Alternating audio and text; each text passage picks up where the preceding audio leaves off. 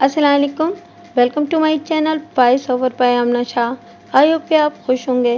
कहानी शुरू करने से पहले आपसे रिक्वेस्ट है कि अगर आपको मेरा कंटेंट पसंद आता है तो प्लीज़ मेरे चैनल को सब्सक्राइब करें। आइए मलिक सफदर हयात की एक और सनसनीखेज तफ्तीशी कहानी सुनते हैं। एक ठंडी ठार सुबह मैं हस्बे मामूल तैयार होकर थाने पहुंचा तो एक अजीबोगरीब हंगामा मेरा मुंतज़िर था। मैंने थाने के बरामदे में लगभग निस्फ दर्जन अफराद को देखा, जिनमें दो नुमायां थे। एक इंतहाई गरीब, मजबूर और मिस्कीन सूरत, जबकि दूसरा खुश लिबास, साहिब सरवत और रौब दाब वाला था। ताकतवर कमज़ोर को दबाने, डराने और धमकाने के लिए लात जूते से इस बेचारे की मरम्मत कर रहा था। ये क्या तमाशा लगा रखा है तुम लोगों ने? मैंने पावा से बुलंद कहा। फिर जोरावर खुशहाल सूरज शक को खूनने लगा। मेरा नाम राना रियाज है जनाब, वो बड़े फख्र से अपना तारुफ कराते हुए बोला। मैं बड्डे राना साहब राना मुजफ्फर का छोटा बेटा हूँ जी। फिर इसने लाचार शख्स की जानिब इशारा करते हुए इजाफा किया, इस जलील इंसान ने बड़ी घटिया हरकत की है थानेदार साहब। मैं राना मुजफ्फर से कभी मिला नहीं था, सिर्फ उसका नाम सुन रखा था। राना मुजफ्फर मौजा जफरपुर का चौधरी था। जफरपुर गांव का नाम मुजफ्फर के वालिद चौधरी राना जफर के नाम पर रखा गया था। मौजा जफरपुर मेरे थाने से 1 मील के फासले पर मशरिक में वाक़ था। राना रियाज के नाम से तारुफ कराने वाले इस नौजवान की उम्र 22-23 साल रही होगी। वो शक्ल से गुस्सावर और बातचीत से खासा ओखा लगता था। राना रियाज जिस शख्स को ज़दोकोब कर रहा था, उसका नाम सदरू मालूम हुआ। सदरू की उम्र 50 से मुतजाविज़ थी। वो मौजा जफरपुर का गोरकन था। मैंने बड़े तहम्मुल से राना रियाज की बात सुनी, फिर गहरी संजीदगी से इस्तफसार किया, इस बेचारे से ऐसी क्या खता हो गई जो तुम इसे बुरी तरह पीट रहे हो? थानेदार साहब, इस बदबख्त ने अम्मी जी की लाश की बेहुरमती की है। राना रियाज गुस्से से लाल पीला होते हुए बोला। रहम सरकार। सदरू दोनों हाथ जोड़कर मुल्तजियाना लहजे में बोला, मैंने कुछ नहीं किया, मैं बेकसूर हूँ जी। राना साहब खामखा मुझ पर शक कर रहे हैं। ओए खामखा की नाजायज़ औलाद। राना रियाज सदरू को तमाचा मारने के लिए आगे बढ़ा। मैंने उसका बाजू पकड़ लिया, फिर एक झटका देकर खफकी आमेज लहजे में पूछा, राना रियाज, क्या तुम्हें कुछ अंदाज़ा है कि इस वक्त तुम कहाँ खड़े हो? जी। मेरे सवाल पर उसने उलझन ज़दा नज़र से मुझे देखा और बोला, ये थाना है जनाब। मैंने उसकी आंखों में देखते हुए पूछा, इस थाने का इंचार्ज कौन है? मेरा मतलब है कि यहाँ का थानेदार कौन है? जाहिर है जी, वो बदस्तूर उलझन भरे अंदाज में बोला, थानेदार आप हैं, मलिक सफदर हयात साहब। शाबाश। मैंने उसके चेहरे पर निगाह जमा कर बड़े रसान से कहा, बरखुरदार, मैं तुम्हारे अब्बा जी राना जफर की बड़ी इज्जत करता हूँ, इसलिए तुमसे नरमी के साथ पेश आ रहा हूँ, वरना तुम्हारी जगह और कोई होता और इस अंदाज में मेरे थाने में आकर शोर शराबा कर रहा होता तो मैं पहली फुर्सत में उसे हवालात में बंद कर चुका होता। इसलिए मैंने लम्हाती तवक्कुफ करके एक गहरी सांस ली, फिर अपनी बात मुकम्मल करते हुए कहा, इस थाने के अंदर तुम मुझे ही थानेदारी करने दो तो ये तुम्हारे हक में सूदमंद साबित होगा। मलिक साहब, आपको बिल्कुल अंदाज़ा नहीं कि इस कमीने ने अम्मी जी की लाश के साथ क्या हरकत की है? वो खूंखार नज़र से सदरू को घूरते हुए बोला, ये तो शुक्र करें कि ये अभी तक जिंदा नज़र आ रहा है, वरना मेरा दिल तो ये कह रहा है कि इस बस्सात के टुकड़े करके चील कौओं को खिला दूं। मैंने एक कांस्टेबल को बुलाकर तहकमान अंदाज में कहा, राना साहब और सदरू के सिवा बाकी तमाम अफराद को बरामदे से बाहर निकाल दो। कांस्टेबल ने फौरन मेरे हुक्म की तामील कर दी। इनमें ज़्यादातर अफराद राना रियाज के हाशिया बरदार थे। जब बरामदे में सिर्फ राना रियाज और सदरू रह गए तो मैंने राना रियाज से कहा, तुम इंसाफ की उम्मीद लेके मेरे पास पहुँचे हो ना, तो अपने दिमाग को ठंडा रखो, तुम्हारे साथ इंसाफ किया जाएगा, लेकिन दोनों फरीकैन को फर्दन फर्दन सुनने के बाद। पहले तुम मेरे कमरे में आओ और अपनी कथा सुनाओ। इतना कहकर मैं पलटा, फिर गौरकन से कहा, सदरू, जब राना साहब मेरे कमरे से निकल जाएं तो फिर तुम मेरे पास चले आना। थोड़ी देर के बाद मैं और राना रियाज रूबरू बैठे थे। एक कांस्टेबल ने गर्मा गर्म चाय के 2 कप लाकर हमारे सामने सजा दिए। मैंने छोटे राना की तरफ देखते हुए कहा, चाय नोश करो और मुझे खुलकर बताओ, ऐसा कौन सा वाक़या पेश आ गया है जिसने तुम्हारा पारा 7वें आसमान तक पहुंचा दिया है? राना रियाज ने अपनी गुफ्तगू में अम्मी की लाश की बेहुरमती और अम्मी की लाश के साथ हरकत के अल्फाज इस्तेमाल किए थे, जिससे میرا ذہن ایک خاص نوعیت کے مجرمانہ فعل کی طرف جا رہا تھا۔ یہ بات میرے علم میں تھی کہ رانا مظفر کی اہلیہ یعنی کہ رانا ریاض کی امی جی کا چند روز پہلے انتقال ہوا تھا۔ میں اپنی پیشہ ورانہ مصروفیت کے باعث اس فوتگی میں جا نہیں سکا تھا۔ اس تھانے میں میری تقرری کو ابھی 2 ماہ ہوئے تھے۔ ابھی تک رانا مظفر سے میری ملاقات نہیں ہوئی تھی، تاہم مجھے پتہ چلا تھا کہ وہ ایک معقول اور بھلا مانس چودھری تھا۔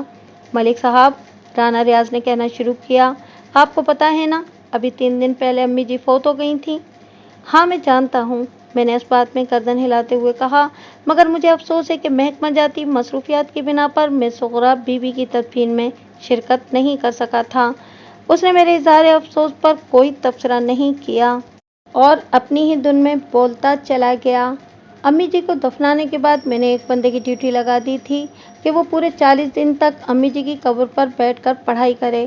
وہ اپنی بات کو آگے بڑھاتے ہوئے بولا، میں نے جس بندے کو اس کام پر مامور کیا وہ بڑا نیک اور پرہیزگار ہے۔ وہ مسجد میں فجر کی نماز ادا کرنے کے بعد سیدھا قبرستان جاتا اور امی جی کی قبر کے پہلو میں بیٹھ کر قرآن پاک کی تلاوت کرتا تھا۔ وہ سانس لینے کے لیے تھما تو میں نے اسے ٹوکنا مناسب نہ جانا، البتہ میں اس سوچ میں ضرور ڈوبا رہا کہ انسان کیسا عجیب و غریب جاندار ہے، یہ ہر معاملے میں اپنے لیے آسانیاں ڈھونڈی لیتا ہے۔ رانا ریاض کا فرض بنتا تھا کہ وہ اپنی ماں صغرا بی بی کی بخشش کے لیے خود کچھ پڑھے پڑھائے۔ اگر وہ قرآن مجید کی تلاوت کرنے کی صلاحیت نہیں رکھتا تھا تو کم از کم اپنی والدہ کے لیے دعائے خیر تو کر سکتا تھا، لیکن اس نے شارٹ کٹ تلاش کر لیا تھا۔ ایک نیک آدمی کو اس کام پہ لگا کر وہ بری الذمہ ہو گیا تھا۔ آج صبح جب وہ بندہ امی جی کی قبر پر پہنچا تو اس نے وہاں ایک عجیب منظر دیکھا۔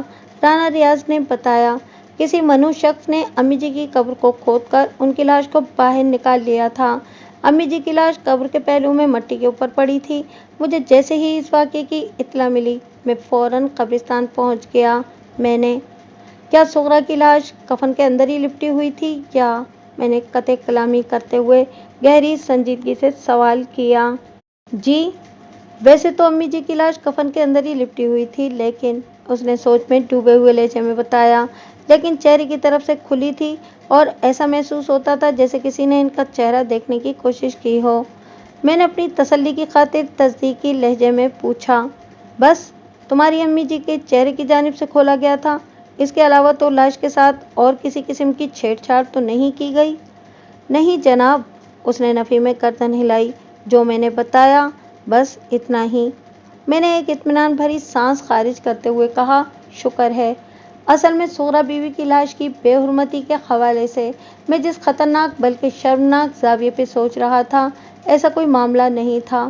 مجھے شکر ادا کرتے سن کر رانا ریاض نے شکایتی نظر سے مجھے دیکھا اور اکھڑے ہوئے لہجے میں بولا، ملک صاحب، کیا آپ اس واقعے کو بہت معمولی سمجھ رہے ہیں؟ نہیں ریاض، ایسی کوئی بات نہیں، میں نے اس کی تشفی کے لیے جلدی سے وضاحت کر دی۔ میری نظر میں یہ ایک انتہائی افسوسناک اور قابل مذمت واقعہ ہے۔ خیر تم مجھے بتاؤ کہ اس کے بعد کیا ہوا؟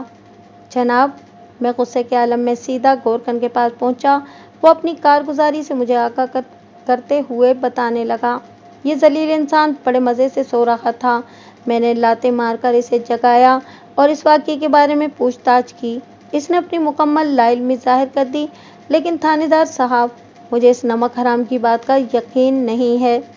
تمہارے خیال میں اس واقعے کا ذمہ دار گورکن صدرو ہے؟ میں نے اس کی آنکھوں میں دیکھتے ہوئے سوال کیا۔ جناب، یہ تو 2 اور 2 4 کی طرح بالکل سیدھی بات ہے، وہ خفگی آمیز لہجے میں بولا۔ گورکن قبرستان کے اندر ہونے والی ہر سرگرمی سے اچھی طرح واقف ہوتا ہے، یہ کیسے ہو سکتا ہے کہ اسے کچھ پتہ ہی نہ ہو؟ میں بڑے وثوق کے ساتھ کہہ سکتا ہوں کہ امی جی کی لاش کے ساتھ جو مذموم کارروائی کی گئی ہے وہ یا تو صدرو کی حرکت ہے اور یا پھر یہ جانتا ہے کہ یہ کام کس کا ہے۔ منطقی طور پر دیکھا جائے تو رانا ریاض کی بات وزن سے خالی نہیں تھی۔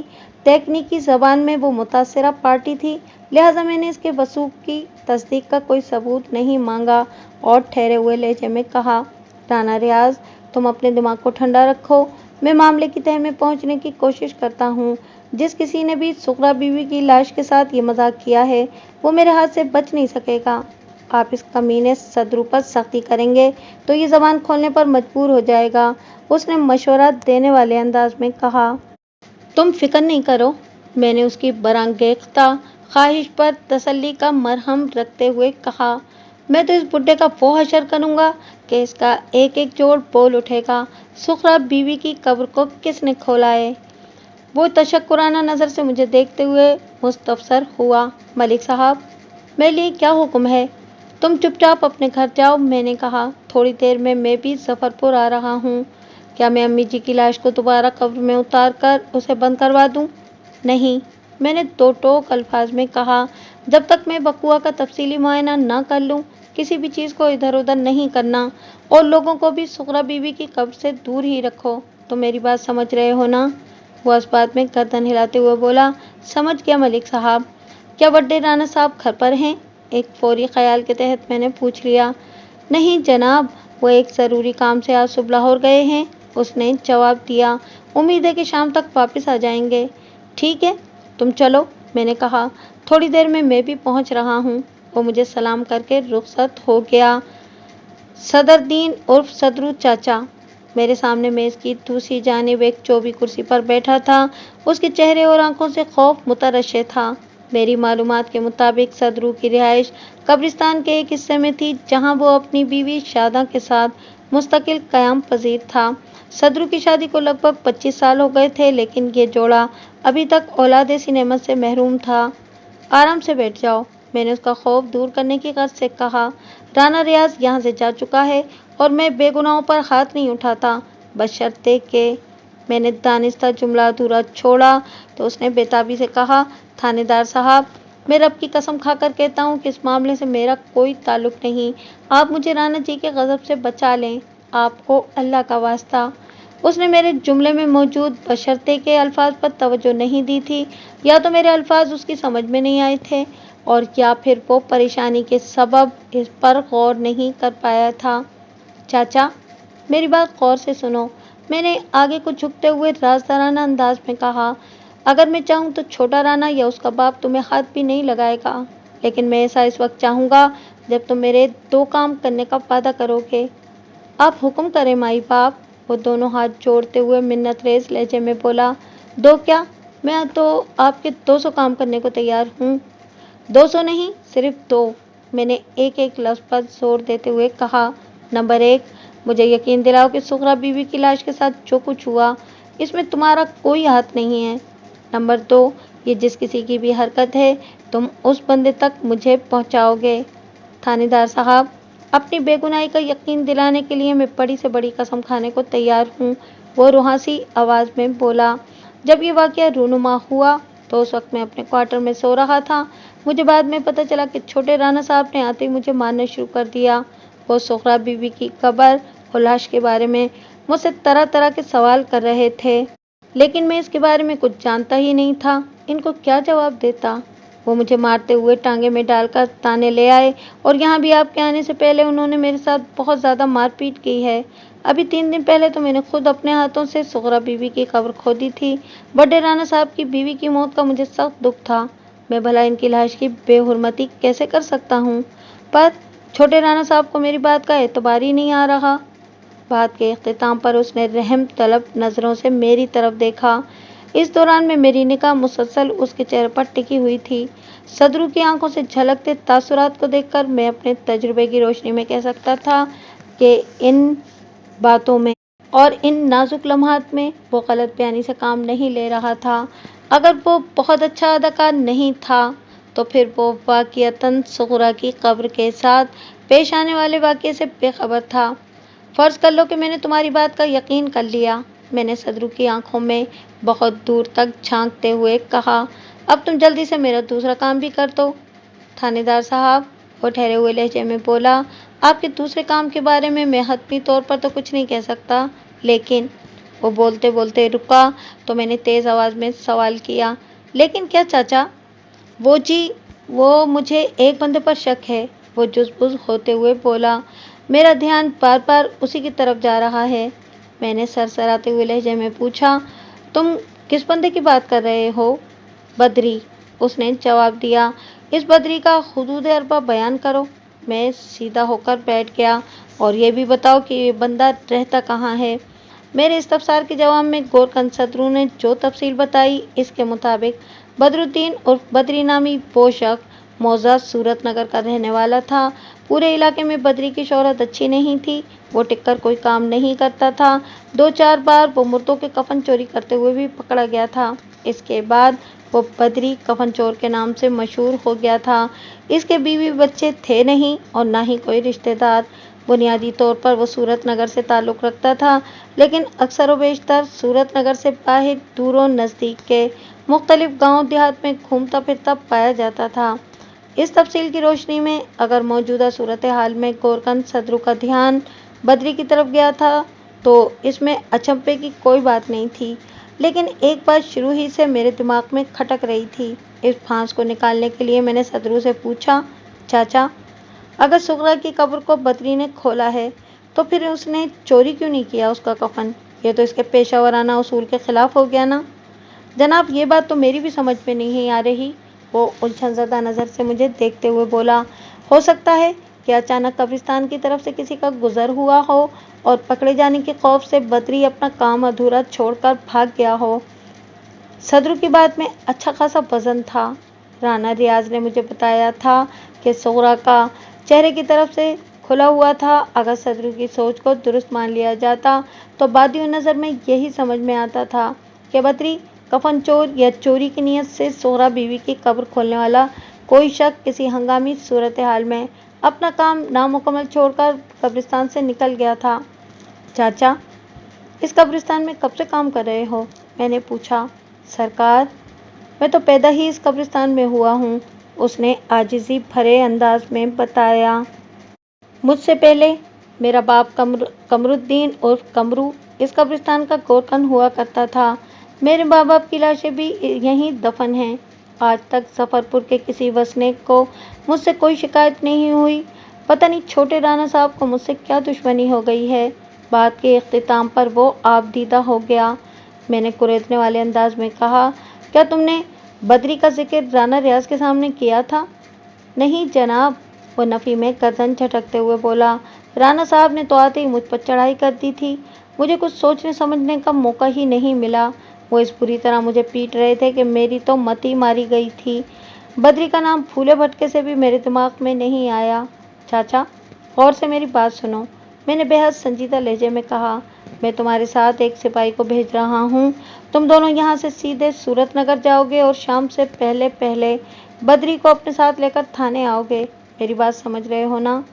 मेरे थाने से मौजा जफरपुर 1 मील की दूरी पर मशरिक में वाक़ था और सूरत नगर नामी गाँव थाने से जुनूब मशरिक में लगभग 6 मील के फासले पर वाक़ था, जबकि जफरपुर और सूरत नगर में 4 मील का फासला हाइल था। मैं ये चाहता था कि वो लोग जफरपुर को टच किए बगैर सूरत नगर जाएं और शाम से पहले बद्री को गिरफ्तार करके थाने ले आएं। जी बिल्कुल समझ गया, वो सर को अस्पाती जुम्बिश देते हुए बोला। और जब तक तुम बद्री को लेके नहीं आ जाते, इस मिशन का जिक्र किसी से नहीं करोगे, ठीक है? जी ठीक है, मैं आपकी हिदायत पर अमल करूँगा। सदरू की तरफ से मुतमईन होने के बाद मैंने इसे कांस्टेबल बशारत के हमरा सूरत नगर रवाना कर दिया। बशारत को मैंने अच्छी तरह समझा दिया था कि हर कीमत पर बद्री कफन चोर को गिरफ्तार करके थाने लाना है और उसने मुझे हुक्म की तामील का यकीन दिला दिया था। जब मेरा टांगा मौजा जफरपुर में दाखिल हुआ तो दिन के 11 बज रहे थे। सूरज अगरचे आसमान पर मौजूद था, ताहम इसकी तमाज़त में दम नहीं था। खून की खम ठोक कर माहौल की हर शय को अपने लपेट में लेने के लिए कोशां दिखाई देती थी। ये माह जनवरी का एक रवायती यकबस्ता दिन था। थाने से मैं 2 अफराद को अपने साथ लाया था, जिनमें से एक का ताल्लुक पुलिस डिपार्टमेंट से था, यानी कि कांस्टेबल वहीद, और दूसरे शख्स का नाम था फिरोजदीन उर्फ बाबा फिरोज़ा। बाबा फिरोज़ा प्राइवेट तौर पर पुलिस की मदद करता था, जिसका इसे सीधा सादा मुआवजा बसूरत इनाम दिया जाता था। इसका ताल्लुक सुराग रसानी यानी कि खोज से था। उर्फ आम में वो खोजी बाबा के नाम से मशहूर था और खुरा निकालने के शोबे में वो ज़िला भर में बड़ा माहिर और तजुर्बेकार समझा जाता था। हमारा टांगा कब्रिस्तान के करीब पहुंचा तो राना रियाज मुझे दूर ही से नजर आ गया। इसके साथ इसका बड़ा भाई राना फयाज भी था।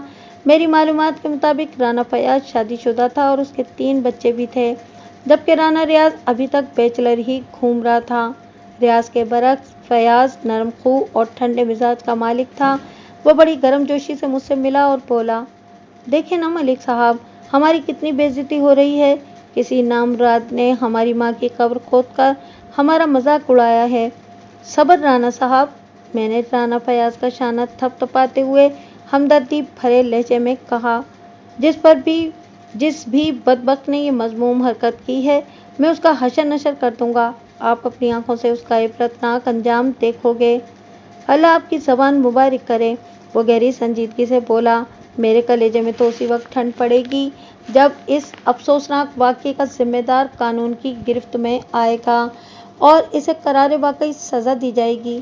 بس تو پھر آپ یقین کر لو رانا جی، میں نے پورے اعتماد لہجے میں کہا، بہت جلد آپ کی آنکھوں کو ٹھنڈک اور دل کو سکون ملنے والا ہے، انشاءاللہ، انشاءاللہ۔ وہ گہری سنجیدگی سے بولا۔ یہ دیکھ کر مجھے اطمینان اور خوشی ہوئی کہ رانا برادران نے لوگوں کو قبرستان کے اندر جانے سے روک رکھا تھا۔ میں کھوجی بابا فیروزہ کو کھرا اٹھانے کے مقصد سے اپنے ساتھ لایا تھا تاکہ مبینہ چور کا سراغ لگایا جا سکے۔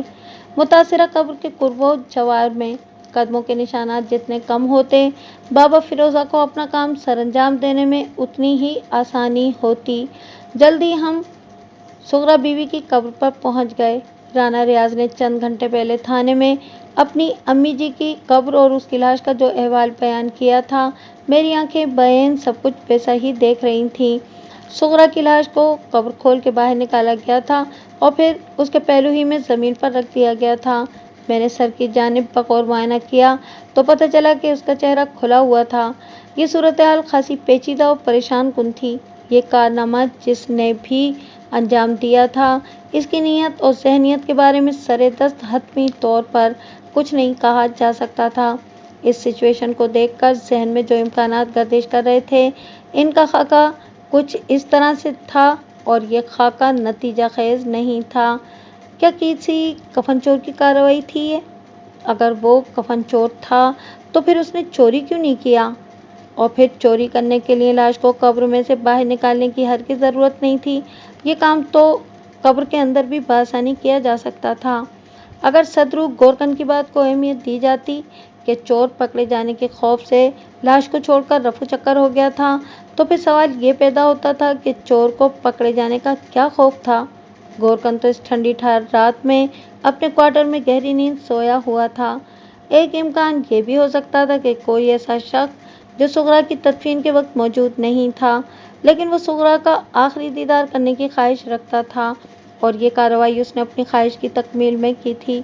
لیکن اس کا امکان میں بھی ایک لوچا تھا کہ آخری دیدار کے لیے مردے کو قبر سے باہر نکالنے کی ضرورت نہیں تھی۔ آخری امکان میرے ذہن میں یہ تھا کہ یہ کسی ایسے شخص کی حرکت ہے جو رانا مظفر اینڈ کمپنی سے کسی قسم کی خار رکھتا ہے۔ اس شخص نے ان لوگوں کو بے عزت کرنے کے لیے یہ ڈرامہ رچایا تھا۔ اس واقعے کو کسی دیرینہ دشمنی کے کھاتے میں ڈالنے کے بعد میں بابا کھوجی کی طرف متوجہ ہو گیا۔ بابا فیروزہ، میں نے اس کی آنکھوں میں دیکھتے ہوئے کہا، کانسٹیبل وحید تمہارے ساتھ رہے گا۔ تم اپنا کام شروع کر دو۔ سب سے پہلے قبر کے اندرونی اور بیرونی حصے کو کلیئر کرنا ہے۔ تم میری بات سمجھ رہے ہو نا؟ چنگی طرح سمجھ رہا ہوں ملک صاحب، وہ اس بات میں گردن ہلاتے ہوئے بولا۔ آپ بے فکر ہو جائیں، میں جانتا ہوں کہ مجھے اپنا کام کس طرح کرنا ہے۔ جب تک دن کی روشنی ہے تم اپنا کام تندہی سے جاری رکھو گے، میں نے ٹھہرے ہوئے لہجے میں کہا۔ اس کے بعد وحید کے ساتھ تم تھانے پہنچو گے، باقی باتیں وہیں پر ہوں گی۔ بابا فیروزہ نے اس بات میں گردن ہلانے پر اتفاق کیا۔ رانا صاحب، میں نے رانا ریاض کو مخاطب کرتے ہوئے کہا، بابا کھوجی جیسے ہی قبر کے قرب و جوار کو کلیئر کرے، تم سغرا بیوی کی لاش کو قبر میں اچھی طرح بند کروا سکتے ہو۔ ٹھیک ہے جناب، وہ ادھر ادھر نگاہ دوڑاتے ہوئے بولا۔ وہ نامراد صدرو کہیں نظر نہیں آ رہا؟ مردے کو قبر میں اتارنا اور بند کرنا تو اسی کا کام ہے نا؟ بے شک یہ گورکن ہی کا کام ہے، لیکن اس وقت مجبوراً یہ کام تمہیں اور تمہارے ساتھیوں کو کرنا ہوگا، میں نے اس کی آنکھوں میں جھانکتے ہوئے کہا، کیونکہ صدرو کو تم نے آج صبح تھانے میں بند کروا دیا ہے، وہ میری تحویل میں ہے۔ جب تک مجرم ہاتھ نہیں لگ جاتا، میں صدرو کو نہیں چھوڑ سکتا۔ جی میں سمجھ گیا، وہ جلدی سے بولا۔ आखिरी बात मैंने राना रियाज पर दबाव बरकरार रखने के लिए की थी। फितरतन और मिजाजन वो एक ओखा और अथरा नौजवान था। अगर इसे ये यकीन रहता कि मैं इसकी अम्मी जी की कब्र खोदने वाले बंदे को बड़ी शद्दोमस्त से तलाश कर रहा हूँ, तो वो शांत रहता और मैं यही चाहता था कि राना रियाज उस वक्त तक अपने दिमाग को ठंडा रखे जब तक मैं इस मुहम्मे को हल नहीं कर लेता। इस मकसद की खातिर मैंने सदरू की पुलिस कस्टडी की बात की थी। हालांकि सच्ची बात तो ये थी कि इस अफसोसनाक वाक़े के हवाले से मुझे गोरकंद सदरू पर बिल्कुल शक नहीं था। मैं कब्रिस्तान से निकलकर राना फयाज के हमरा उसकी हवेली में आ गया। एक तो राना फयाज जिद करके मुझे अपने साथ ले आया था, दूसरे हवेली यात्रा मेरी ख्वाहिश भी थी। मैं राना मुजफ्फर से कुछ ज़रूरी बातें करना चाहता था, जो राना रियाज की फराहम करदा मालूमात के मुताबिक लाहौर गया हुआ था। बाप की गैर मौजूदगी में उसके बेटे फयाज से बात हो सकती थी। मैंने राना फयाज को राना रियाज के बरक्स खासा समझदार और बुर्दबार पाया था। मौजा जफरपुर एक भरा पूरा गाँव था। मेरे मोहतात अंदाजे के मुताबिक वहाँ पर 150 के करीब मकान आबाद थे, यानी कि इस गांव की आबादी तकरीबन 600 नफूस पर मुश्तमिल थी। राना मुजफ्फर की हवेली भी खासी वसी और अरीज और आलीशान थी। राना फयाज ने मुझे एक सजी सजाई बैठक में बिठाया और मेरी खातिर और तवाज़ो के एहतमाम में लग गया। इसका इसरार तो यही था कि मैं हवेली में भरपूर लंच करूं, लेकिन मेरे मुसलसल इनकार के बाद उसने मेरी खातिरदारी के लिए ढेरों लवाजमात बैठक की किंग साइज मेज़ पर लगवा दिए। मॉडर्न ज़बान में आप इस एहतमाम को हाई टी कह सकते हैं। बड़े राना साहब तो लाहौर गए हुए हैं। खुर्दनोश के सिलसिले के बीच में हमारे दरमियान बातचीत का अमल भी जारी था। आपके छोटे भाई ने बताया है कि बड़े राना साहब रात तक वापस आ जाएंगे। मैं इनसे चंद ज़रूरी बातें करना चाहता था। मलिक साहब, चंद माह के बाद इलेक्शन होने वाले हैं और अब्बा जी तो हर इलेक्शन में हिस्सा लेते हैं।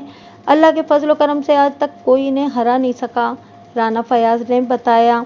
अब्बा जी इसी सिलसिले में लाहौर गए हैं। आजकल पास लोगों से इनकी अहम मीटिंग्स चल रही हैं। उम्मीद तो यही है कि वो रात तक वापस आ जाएं और हो सकता है कि आज वो लाहौर ही में रुक जाएं। अगर आप मुनासिब समझें तो मुझसे बात कर सकते हैं।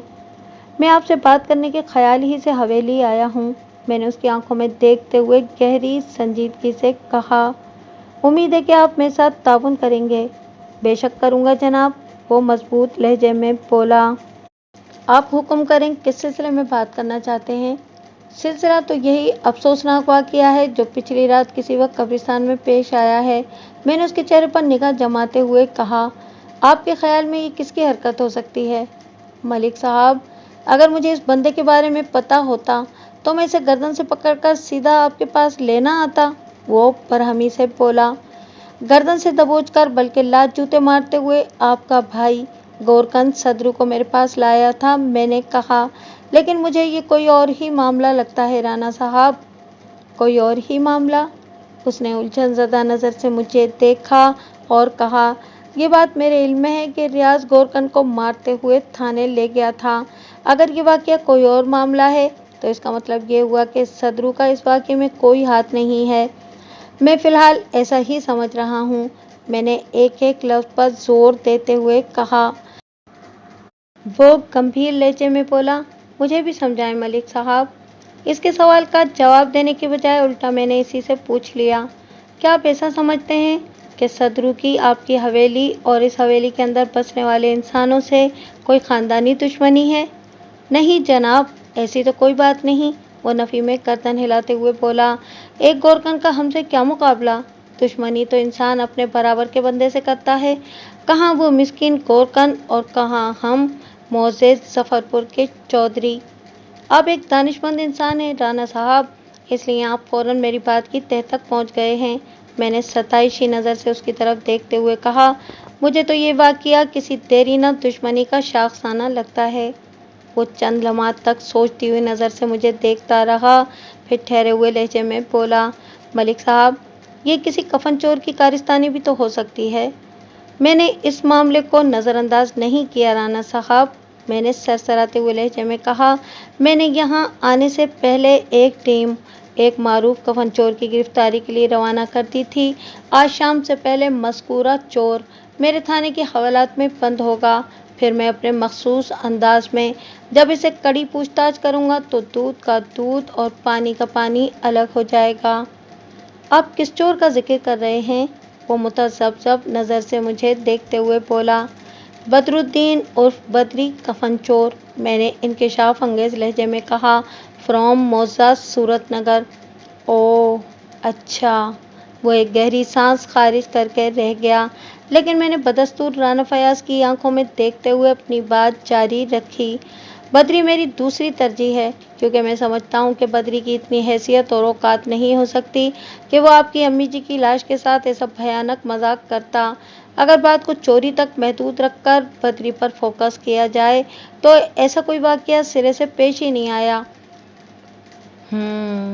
वो चंद लम्हात तक गहरी सोचती हुई नज़र से मुझे देखता रहा और फिर बोला, और आपकी पहली तरजीह क्या है? देरीना दुश्मनी, मैंने ठहरे हुए अंदाज में कहना शुरू किया।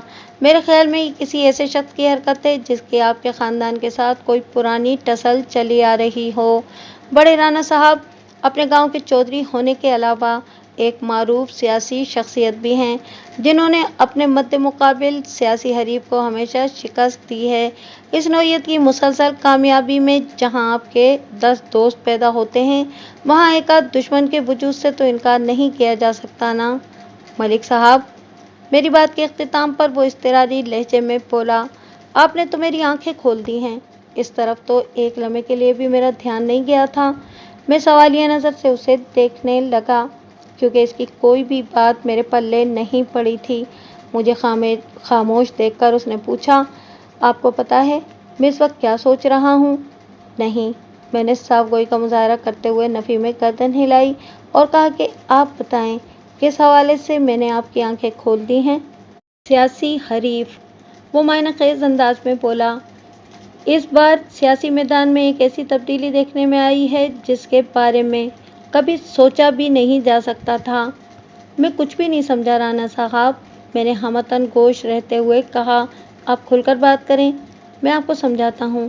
वो मेरी जानिब झुकते हुए संजीदगी से बोला। आइंदा 15 मिनट में राना फयाज ने मुझे जो कुछ बताया, इसका खुलासा कुछ इस तरह से था। हर इलेक्शन में राना मुजफ्फर के मद्दे मुकाबिल मौजा कोट जामिन का चौधरी लतीफ़ चीमा हुआ करता था। राना मुजफ्फर ने उसे हमेशा शिकस्त देकर इलेक्शन में कामयाबी हासिल की थी। कोट जामिन नामी ये गांव जफरपुर से 5 मील के फासले पर मशरिक में वाक़ था, यानी कि मेरे थाने से 6 मील की दूरी पर। अब की बार लतीफ़ चीमा ने राना मुजफ्फर के वोटों को तकसीम करने के लिए एक तीसरे उम्मीदवार को मैदान में उतारा था, और इस नौ उम्मीदवार का नाम था राना मुनव्वर फ्रॉम सूरत नगर, यानी कि राना मुजफ्फर का छोटा भाई। गांव देहात के इंतखाबात में बिरादरी सिस्टम की बहुत ज़्यादा अहमियत होती है। इस अमर में किसी शक व शुबे की गुंजाइश तलाश नहीं की जा सकती थी कि राना मुनव्वर चाहे इलेक्शन में कामयाबी हासिल करता या ना करता, लेकिन वो राना मुजफ्फर के वोटर्स को ज़रूर तकसीम कर देता, जिसका सबसे बड़ा फ़ायदा लतीफ़ चीमा को पहुंचता, क्योंकि वो सदा 150 वोटों की कमी ही से हारा करता था।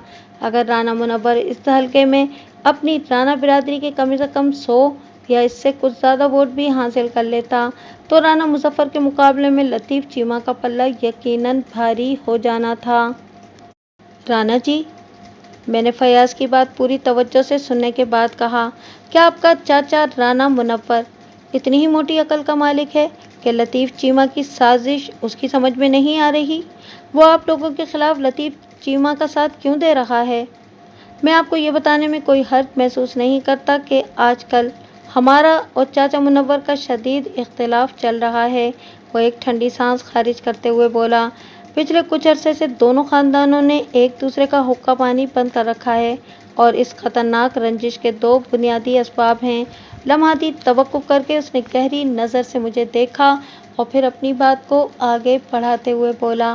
कई साल पहले चाचा मुनव्वर ने अपनी सबसे बड़े बेटे जवाद का रिश्ता मेरी बड़ी बहन कनीज़ फातिमा के लिए मांगा था, लेकिन अब्बा जी ने इस रिश्ते के लिए इनकार कर दिया था, और इस इनकार का सबब अम्मी जी और कनीज़ फातिमा थी, क्योंकि अम्मी जी अपने भाई के बेटे से कनीज़ की शादी करना चाहती थी और कनीज़ भी मामू के इस बेटे को पसंद करती थी। इस रिश्ते से इनकार को चाचा मुनव्वर ने कम और चाची शाहिदा ने ज़्यादा महसूस किया था, बल्कि चाची शाहिदा ने तो इसे अपनी अना का मसला बना लिया था और कई साल बाद उसने बदला भी ले लिया। मैंने किते कलामी करते हुए पूछा, कैसा बदला राना साहब? चंद माह पहले अब्बा जी ने रियाज के लिए चाचा की सबसे छोटी बेटी नुसरत बीवी का रिश्ता मांगा तो सूरत नगर से चिट्टा इनकार आया और इस इनकार के साथ चाची शाहिदा का ये पैगाम भी जफरपुर पहुंचा था। मेरी बेटी का रिश्ता मांगते हुए सुगरा को जरा सी भी हया नहीं आई। सुगरा वो दिन भूल गई जब उसने मेरे जवाद के रिश्ते को जूते की नोक पर मारा था।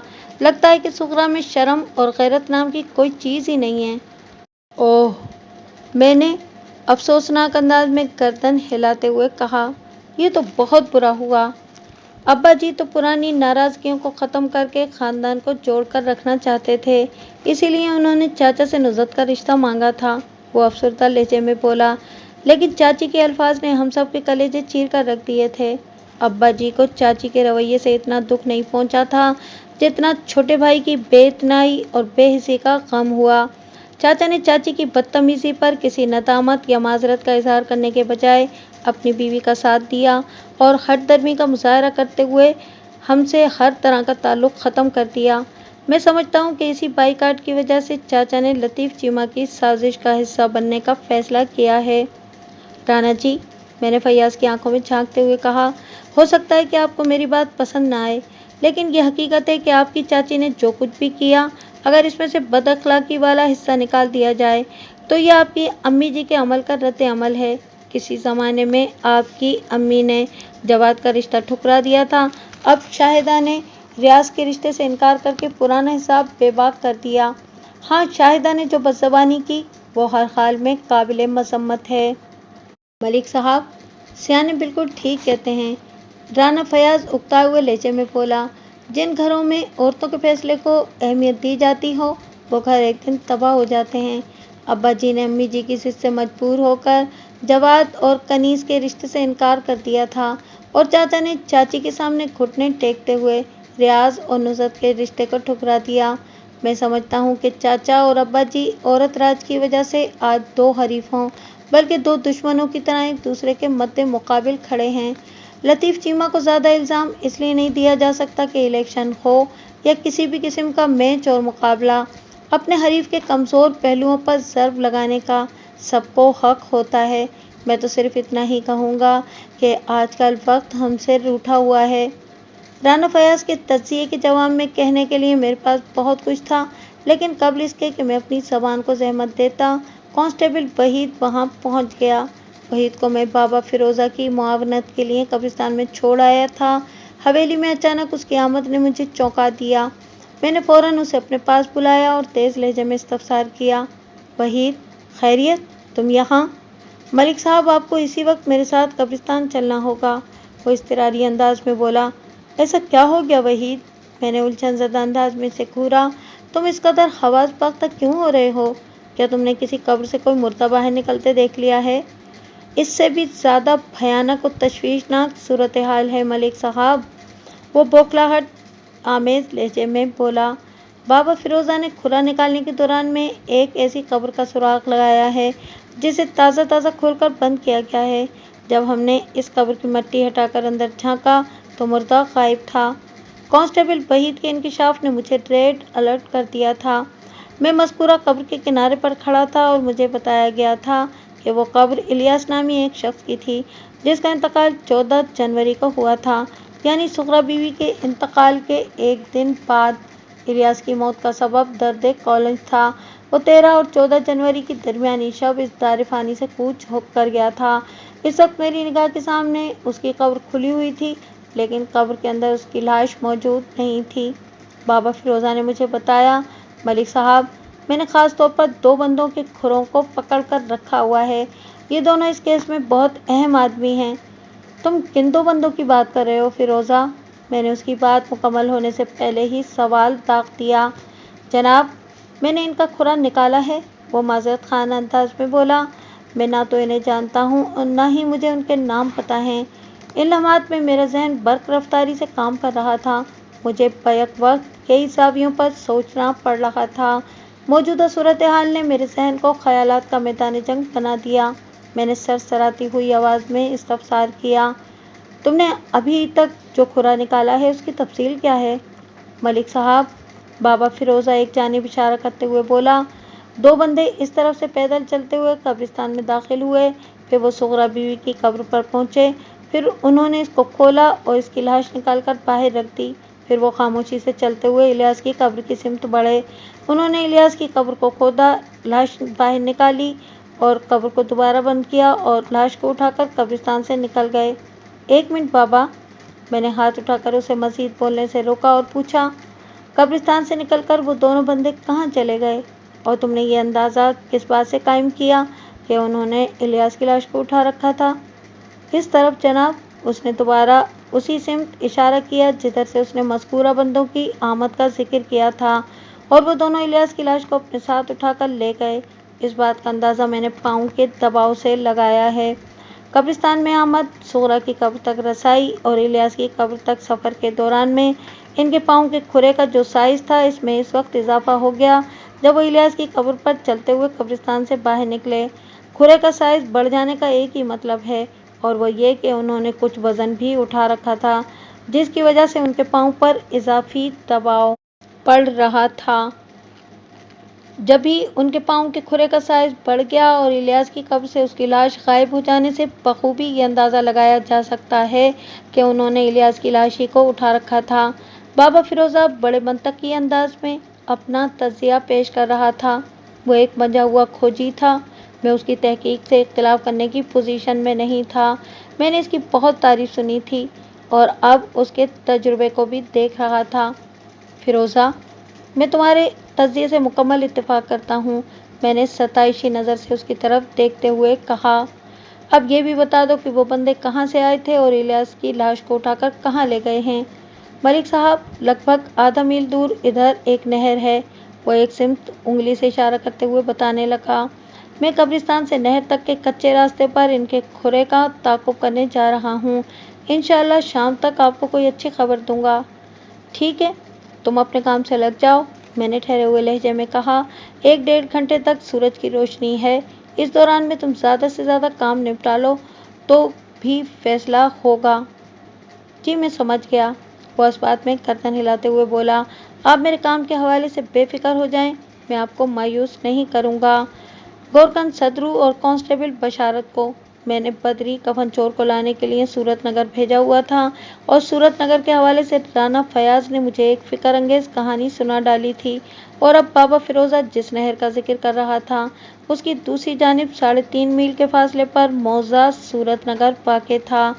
گویا ہر تان صورت نگر پر آ کر ٹوٹ رہی تھی، لہٰذا میری یہی خواہش تھی کہ میں جلد از جلد تھانے پہنچ جاؤں۔ میں تھانے جا رہا ہوں، میں نے کانسٹیبل وحید سے کہا۔ تم فیروزہ کے ساتھ رہو اور جب کام ختم ہو جائے تو اسے بھی لے کر تم تھانے آ جانا۔ ٹھیک ہے ملک صاحب، وحید نے فرما برداری سے کہا۔ میں نے 10-15 منٹ مزید قبرستان میں رک کر وہاں جمع لوگوں سے پوچھ تاچھ کی تاکہ ان 2 پراسرار بندوں کے بارے میں معلومات حاصل کروں جن پر بابا فیروزہ نے فوکس کر رکھا تھا۔ باوجود کوشش کے بھی میں کوئی کام کی بات معلوم نہیں کر سکا۔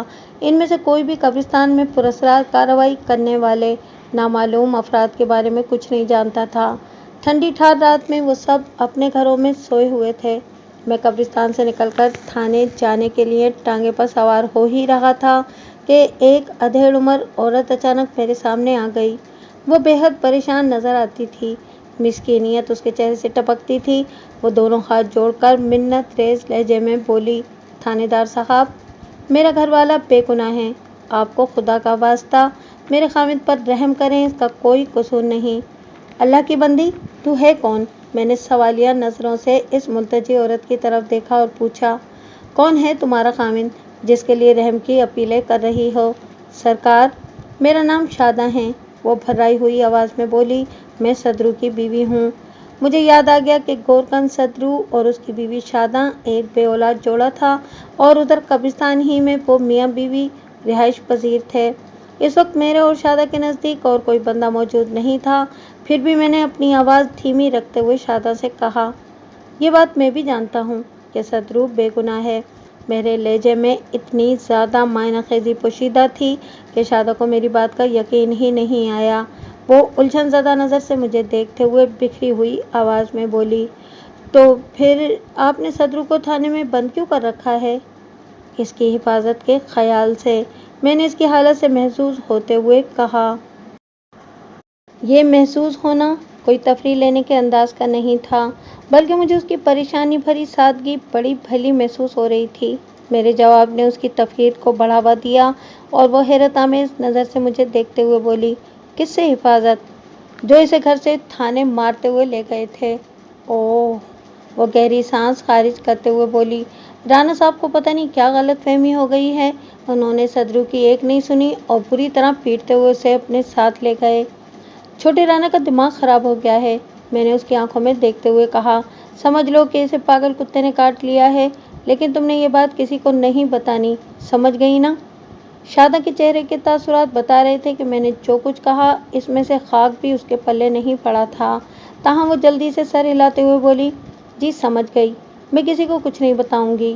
اس بات کا اطمینان رکھو کہ تمہارا خامد میری تحویل میں سب سے زیادہ محفوظ ہے، میں نے ذہن نشین کرانے والے انداز میں شادہ سے کہا۔ جب تک میں اصل مجرم کو گرفتار نہیں کر لیتا، صدرو کو میں تھانے میں ہی رکھوں گا۔ اگر میں نے تمہارے خامد کو آزاد چھوڑ دیا تو رانا ریاض پھر ہاتھ دھو کے اس کے پیچھے پڑ جائے گا، اور ظاہر ہے کہ تم ایسا ہرگز نہیں چاہو گی، ہے نا؟ صدرو کے سوا اس دنیا میں میرا اور ہے ہی کون؟ وہ گلوگیر آواز میں بولی، میں اس کی حفاظت کا نہیں سوچوں گی تو پھر اور کون سوچے گا؟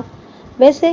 لمحاتی توقف کے بعد اس نے ٹٹولتی ہوئی نظر سے مجھے دیکھا اور پھر رازدارانہ انداز میں بولی، یہ قبروں کو کھود کر مردوں کی بے حرمتی والا کام کس نامراد نے کیا ہے؟ ایسا واقعہ آج سے پہلے تو کبھی نہ دیکھا نہ سنا۔ جب ایسا کوئی واقعہ پہلی مرتبہ سننے یا دیکھنے میں آتا ہے تو انسان کو اسی طرح حیران و پریشان کر جاتا ہے جس طرح کہ آج تم ہو رہی ہو، میں نے گہری سنجیدگی سے کہا۔ جہاں تک اس نامراد کی بات ہے تو سمجھ لو کہ ایک آدھ روز میں وہ میرے تھانے کی حوالات میں بند ہوگا، پھر دودھ کا دودھ اور پانی کا پانی الگ ہو جائے گا۔ بس تمہیں ایک دو دن اپنے خامند کے بغیر اس قبرستان میں گزارنا ہوگا، گزار لو گی نا؟ اگر ڈر لگ رہا ہو تو میں تمہیں گاؤں کے کسی گھر میں ٹھہرانے کا بندوبست کر دیتا ہوں۔ نہیں جی، ڈر کیسا؟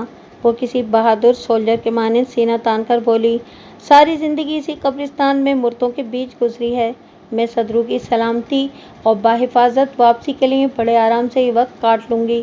شاباش، میں نے سراہنے والے انداز میں کہا، مجھے تم سے ایسی ہی جرأت مندی کی امید تھی، بس ایک بات کو ذہن میں رکھنا۔ کون سی بات جی؟ وہ دیدے گھماتے ہوئے بولی، میں نے تمہیں صدرو کی بے گناہی کے بارے میں کچھ نہیں بتایا، میں نے ایک ایک لفظ پر زور دیتے ہوئے کہا، لہٰذا تمہارے چہرے اور انداز و اطوار سے صدرو کے لیے گہری پریشانی اور فکر مندی ہی نظر آنی چاہیے۔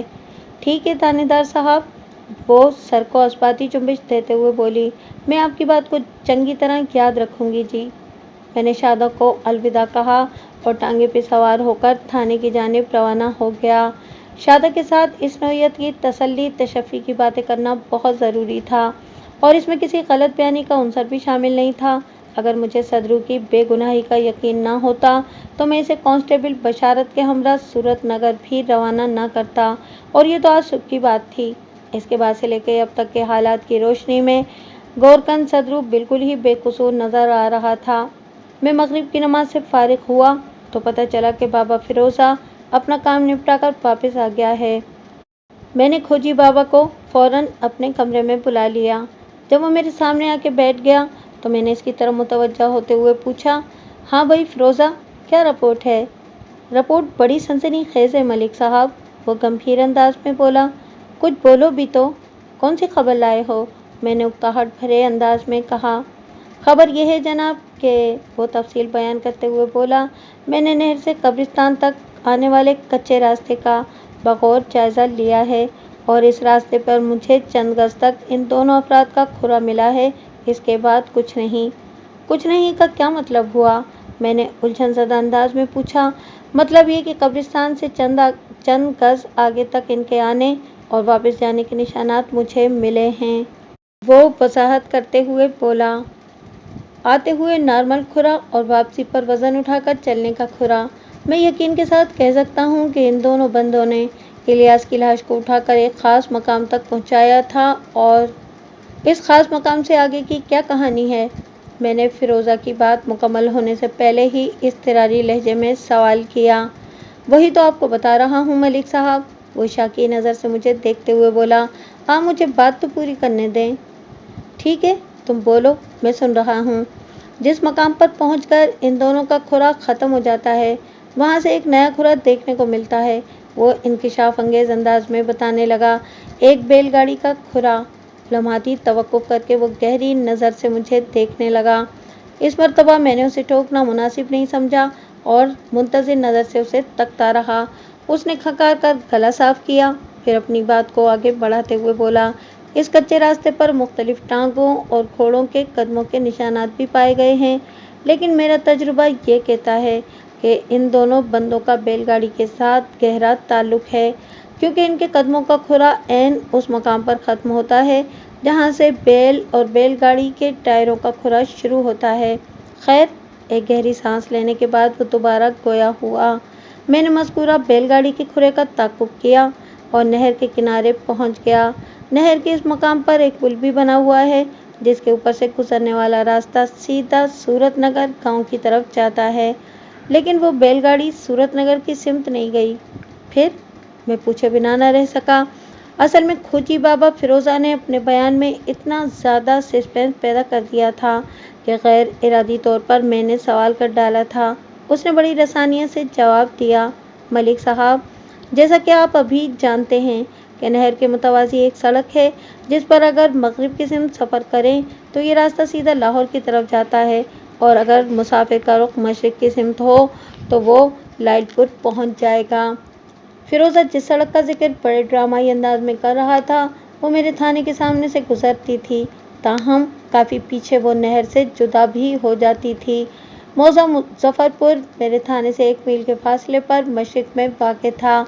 लगभग थाने से 2 फर्लांग पहले तक नहर और सड़क एक दूसरे के मुतवाज़ी चलती थी।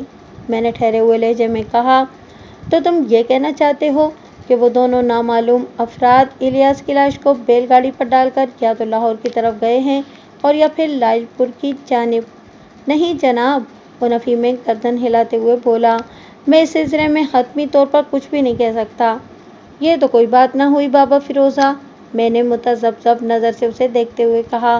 क्या इस सिलसिले में तुम्हारा इल्म कोई रहनुमाई नहीं कर रहा? कुछ ऐसी ही बात है मलिक साहब, वो बेबसी से कंधे उचकाते हुए बोला। जब मैं इस मकाम पर खुरा निकालने का काम कर रहा था तो वो सूरज डूबने का वक्त था। रोशनी काफ़ी कम हो चुकी थी, इसलिए मैं यकीन से नहीं कह सकता कि वो लोग इलियास की लाश को लेकर लाइलपुर की जानिब गए हैं या लाहौर की तरफ। कल सुबह मैं ज़्यादा बारीक बीनी से इस जगह का जायज़ा दोबारा लूँगा। मुझे उम्मीद है कि दिन की रोशनी में बैलगाड़ी की अगली मंजिल का कोई न कोई सुराग मिल ही जाएगा। वैसे एक बात का मुझे यकीन है कि वो बैलगाड़ी सूरत नगर की तरफ नहीं गई। मैं फिरोज़ा की तकनीकी मजबूरियों को अच्छी तरह समझ रहा था। खुरा और खोज का काम इतना सहल नहीं था जितना कि बज़ाहिर दिखाई देता था। इस फ़न के अंदर बहुत सारी बारीकियाँ थीं। वैसे बाबा फिरोज़ा ने अब तक जो कारकर्दगी दिखाई थी वो काबिल तारीफ़ और तसल्ली बख्श थी। इसने जिन 2 नामालूम अफराद का खुरा निकाला था, इनका सुग़रा बीबी वाले वाक़े से गहरा ताल्लुक़ था। बादी हुई नज़र में यही दिखाई देता था कि वो इलियास की लाश ले जाने आए थे और गलती से सुग़रा की कब्र खोद डाली थी, लेकिन मैं इस इम्कान को हरगिज़ नज़रअंदाज नहीं कर सकता था कि सुग़रा की लाश को इसकी कब्र से निकालकर बाहर रख देना और इलियास की लाश को कब्र से निकालकर उसे अपने साथ ले जाना एक ही सिलसिले की 2 कड़ियाँ थीं। ऐन मुमकिन था कि इन 2 पुरस्रार कब्र खोदू बंदों ने पुलिस की तफ्तीश की गाड़ी को गलत रास्ते पर डालने के लिए ये ड्रामा रचाया हो। मैं हर कीमत पर जल्द से जल्द इन 2 नामालूम अफराद तक पहुंचना चाहता था, इसलिए मैंने बाबा फिरोज़ा की आंखों में देखते हुए कहा, बाबा, मैं तुम्हारे यकीन को चैलेंज नहीं कर रहा, लेकिन मेरा मशवरा यही है कि कल सुबह तुमने सबसे पहले सूरत नगर की तरफ जाने वाले कच्चे रास्ते को एक मरतबा फिर चेक करना है। तुम मेरा नुक्ता समझ रहे हो ना? जी मलिक साहब, वो सर को इस्बाती चुम्बिश देते हुए बोला। आप फिक्र ही ना करें, मेरा भी यही प्रोग्राम है। मैं पहले नहर के पुल के दोनों अतराफ अतराफ वाले कच्चे रास्ते को अच्छी तरह चेक करूंगा। इसके बाद ही किसी और सिमत में बढ़ूंगा। वैसे मुझे यकीन है कि बैलगाड़ी अगर सूरत नगर की तरफ नहीं गई तो फिर वो लायलपुर या लाहौर की जानिब भी नहीं गई होगी, मैंने सोच में डूबे हुए लहजे में कहा, क्योंकि लायलपुर और लाहौर यहाँ से कई मील के फासले पर हैं। बैलगाड़ी पर इतना तवील सफ़र करने के लिए कई दिन लग जाएंगे। मैंने लाहौर और लायलपुर का जिक्र महज सिमत को वाज़ेह करने के लिए किया था। वो गंभीर अंदाज में बोला, इन दोनों अजला के बीच में कई गांव देहात वाक़े हैं। वो लोग इलियास की लाश को लेकर कहीं भी जा सकते हैं। मैं तुमसे मुकम्मल इत्तेफाक करता हूँ बाबा, मैंने तायदी अंदाज में कहा। तुम कच्चा नहीं, एकदम पक्का फिरोज़ा हो। मेरी बात के जवाब में वो शेरे लब मुस्कुराते हुए बोला, मलिक साहब, कच्चे और पक्के फिरोज़े का तो मुझे पता नहीं, लेकिन मैं बस इतना जानता हूँ कि मैं हुसैनी फिरोज़ा हूँ। वाह, बहुत खूब, मैंने तारीफ़ी नज़र से उसकी तरफ देखा।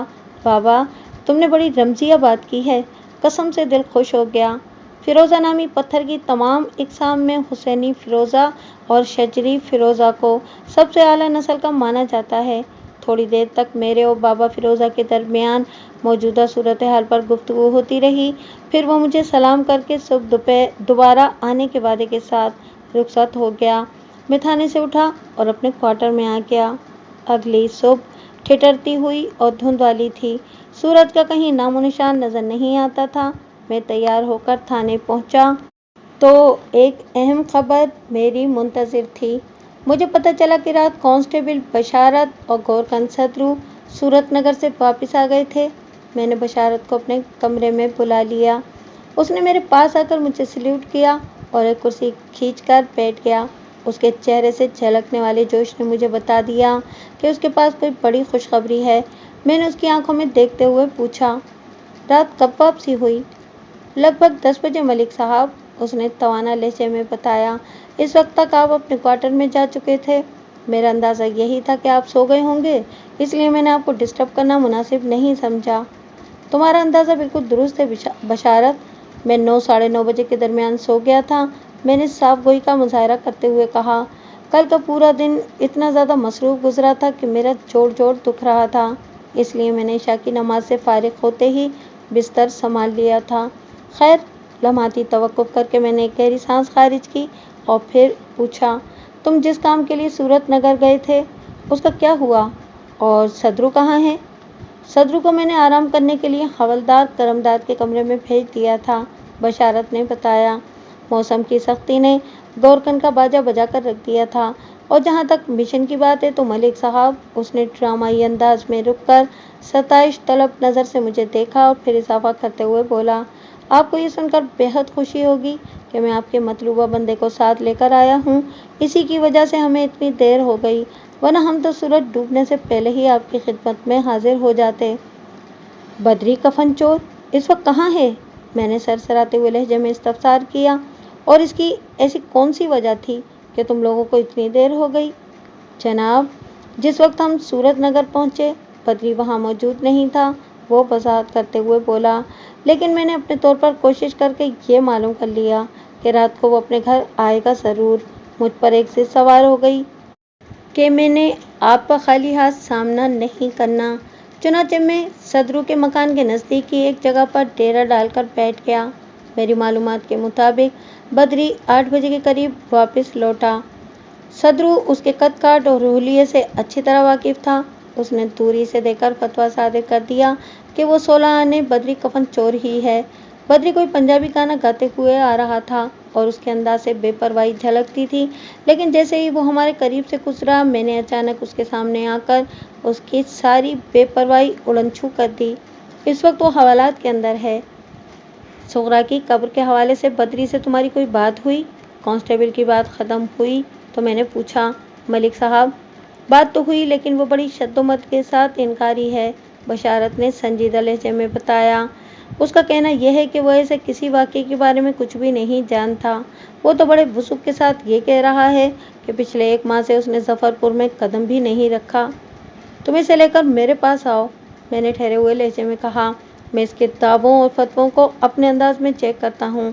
अगर वो कब्रिस्तान वाले वाक़ये में किसी भी ज़ाविये से मुलविस है तो मैं मार मार कर उसके बदन के एक एक सुराख से इतना धुआं निकालूंगा कि वो ज़माना कदीम के स्टीम इंजन की शक्ल इख्तियार कर लेगा।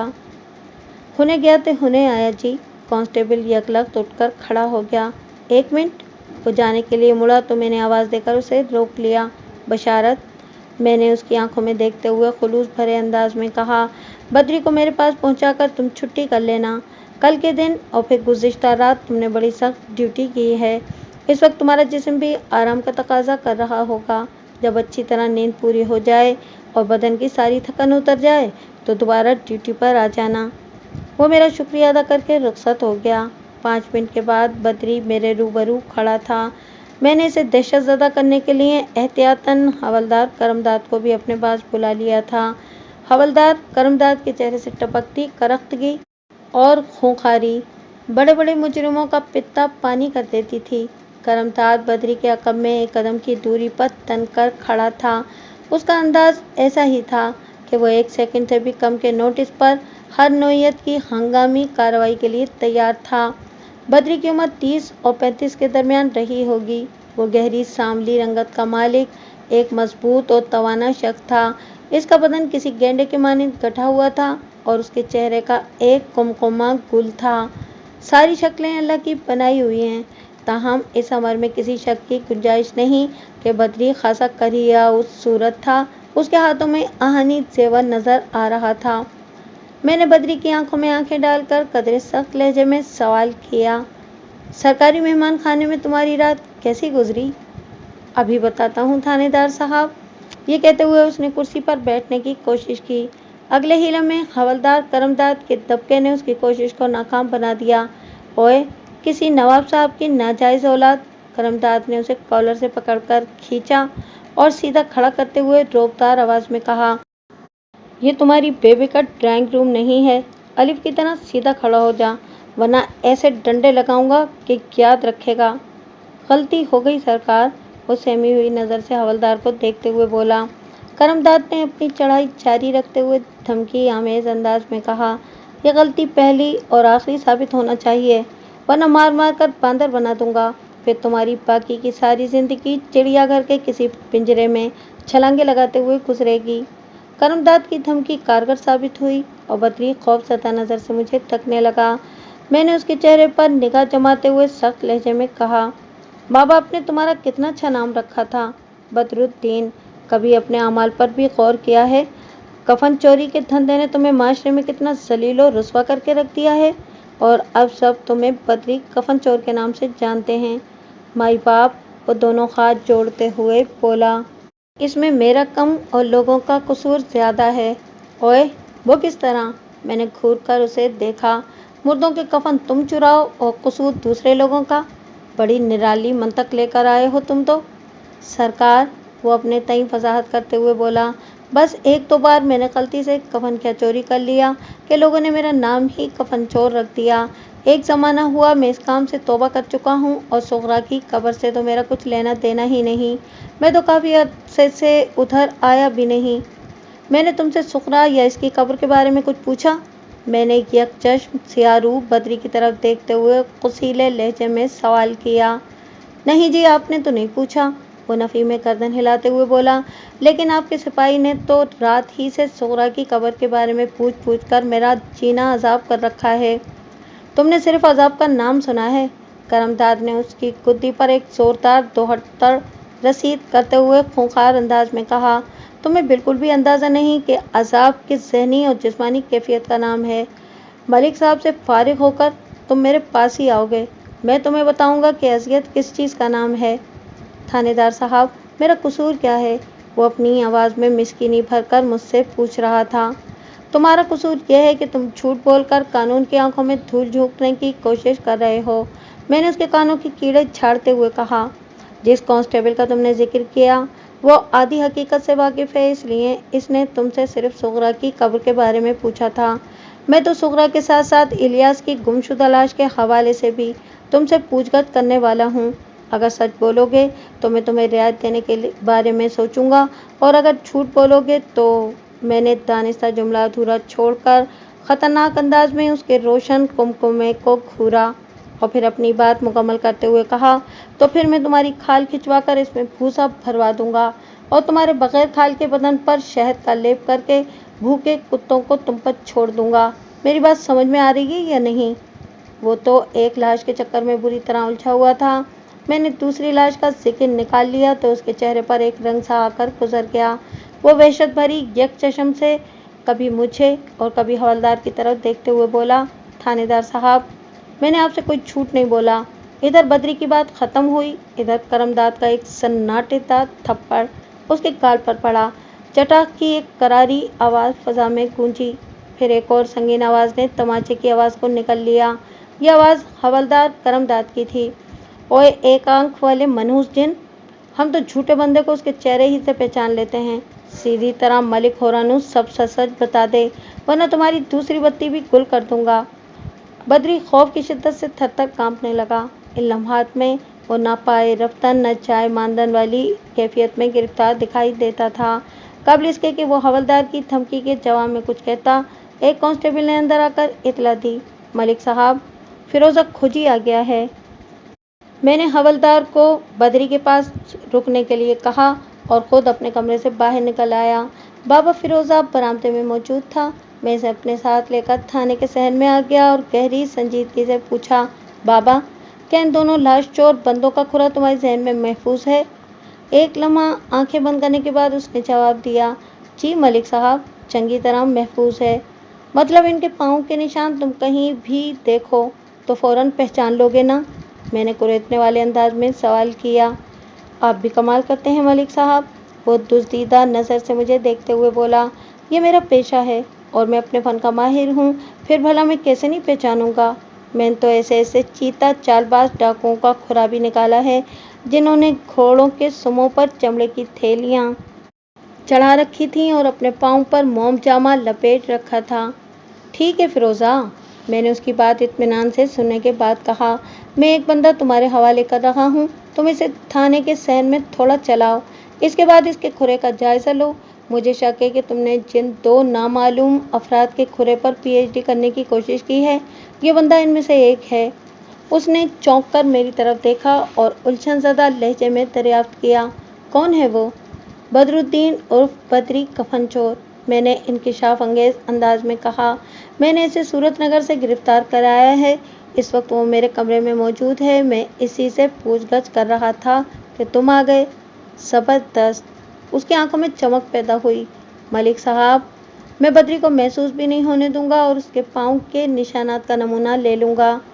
ये तो और भी अच्छी बात है कि बद्री इस बात से बेखबर रहे। मैंने सोच में डूबे हुए लहजे में कहा, बस आप फौरन बद्री को मेरे पास पहुंचा दें। वो इज़्तिरारी लहजे में बोला, मैं चंद मिनट के बाद आपको वापस लौटा दूंगा। 15 मिनट के बाद बाबा फिरोज़ा मेरे पास आया और गहरी संजीदगी से बोला, मलिक साहब, मैं बद्री को अपने साथ ज़फ़रपुर ले जाना चाहता हूँ। क्या ये मुमकिन है? मुमकिन और नामुमकिन इस वक्त सब मेरे हाथ में है। मैंने सोचती हुई नज़र से उसे देखते हुए कहा, तुम बताओ मंसूबा क्या है?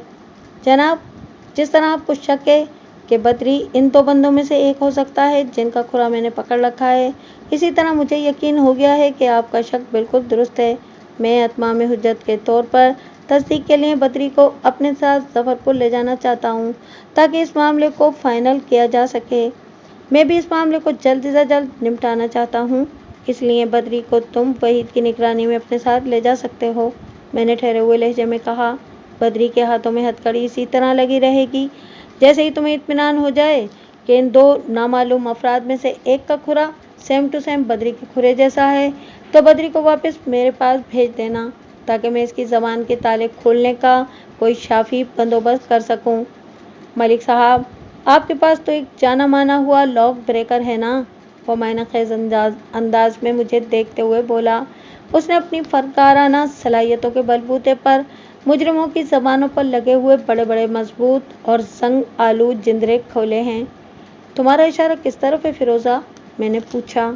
हवलदार करमदाद, उसने बदस्तूर मायना खेज अंदाज में जवाब दिया। मैं एक गहरी सांस लेकर रह गया। मुझे इस थाने में तैनात हुए लगभग 2 माह हो गए थे। میں نے پچھلے سال نومبر میں اس تھانے کا چارج سنبھالا تھا، جبکہ حوالدار کرمداد ایک طویل عرصے سے اسی تھانے میں محکمہ جاتی خدمات انجام دے رہا تھا، اور چونکہ بابا فیروزہ بھی کافی پرانی ہڈی تھا، اس لیے وہ کرمداد کو اور اس کے انداز تفتیش کو اچھی طرح جانتا تھا۔ ویسے بدری نے ابھی آپ کو کیا بیان دیا ہے؟ فیروزہ کی آواز نے مجھے چونکا دیا۔ میں نے اس کی جانب متوجہ ہوتے ہوئے بتایا، ابھی تک تو وہ اسی بات پر اڑا ہوا ہے کہ کافی عرصے سے اس نے ظفر پور میں قدم ہی نہیں رکھا، اور یہ کہ وہ صغرا کی قبر اور اس کی لاش کے ساتھ پیش آنے والے واقعے سے قطعی لا علم ہے۔ اور الیاس کی لاش کے بارے میں وہ کیا کہتا ہے؟ الیاس کا بھی ذکر شروع ہوا ہی تھا کہ تمہارا بلاوا آ گیا، میں نے کہا، اور میں اسے چھوڑ کر تمہاری طرف آ گیا تھا۔ خیر، وہ ایک پرمعنی سانس خارج کرتے ہوئے بولا، میں آپ کو زیادہ دیر انتظار نہیں کراؤں گا، تھوڑی ہی دیر کے بعد میں بدری کو آپ کے کانسٹیبل کے ہمراہ واپس بھیج دوں گا، پھر آپ تفتیش کا عمل پورا کر لیجیے گا۔ میں اس بات میں سر ہلا کر رہ گیا۔ بابا فیروزہ اینڈ کمپنی کو ظفر پور روانہ کرنے کے بعد میں بدری اور موجودہ صورتحال پر غور کرنے لگا۔ مجھے یوں محسوس ہو رہا تھا کہ آج کا سورج غروب ہونے سے پہلے اس کیس کا اونٹ لازماً کسی کروٹ بیٹھ جائے گا۔ اچانک میرے ذہن میں نزاکت علی کا نام چمکا، تو میں نے ایک کانسٹیبل کو بھیج کر نزاکت کو اپنے پاس بلا لیا۔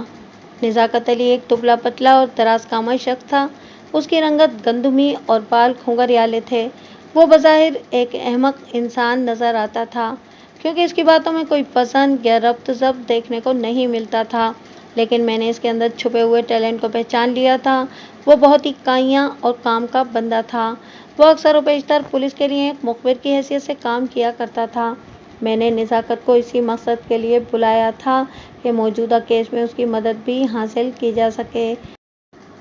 میرے تھانے اور معزز ظفر پور کے درمیان 1 میل کا فاصلہ تھا، اور بذریعہ ٹانگا یہ مسافت زیادہ سے زیادہ 10 منٹ میں طے کی جا سکتی تھی۔ ٹھیک 1 گھنٹے کے بعد کانسٹیبل وحید بدری کو لے کر تھانے پہنچ گیا۔ میں نے فوراً اسے اپنے کمرے میں بلا لیا اور پوچھا، وحید، کیا خبر لائے ہو؟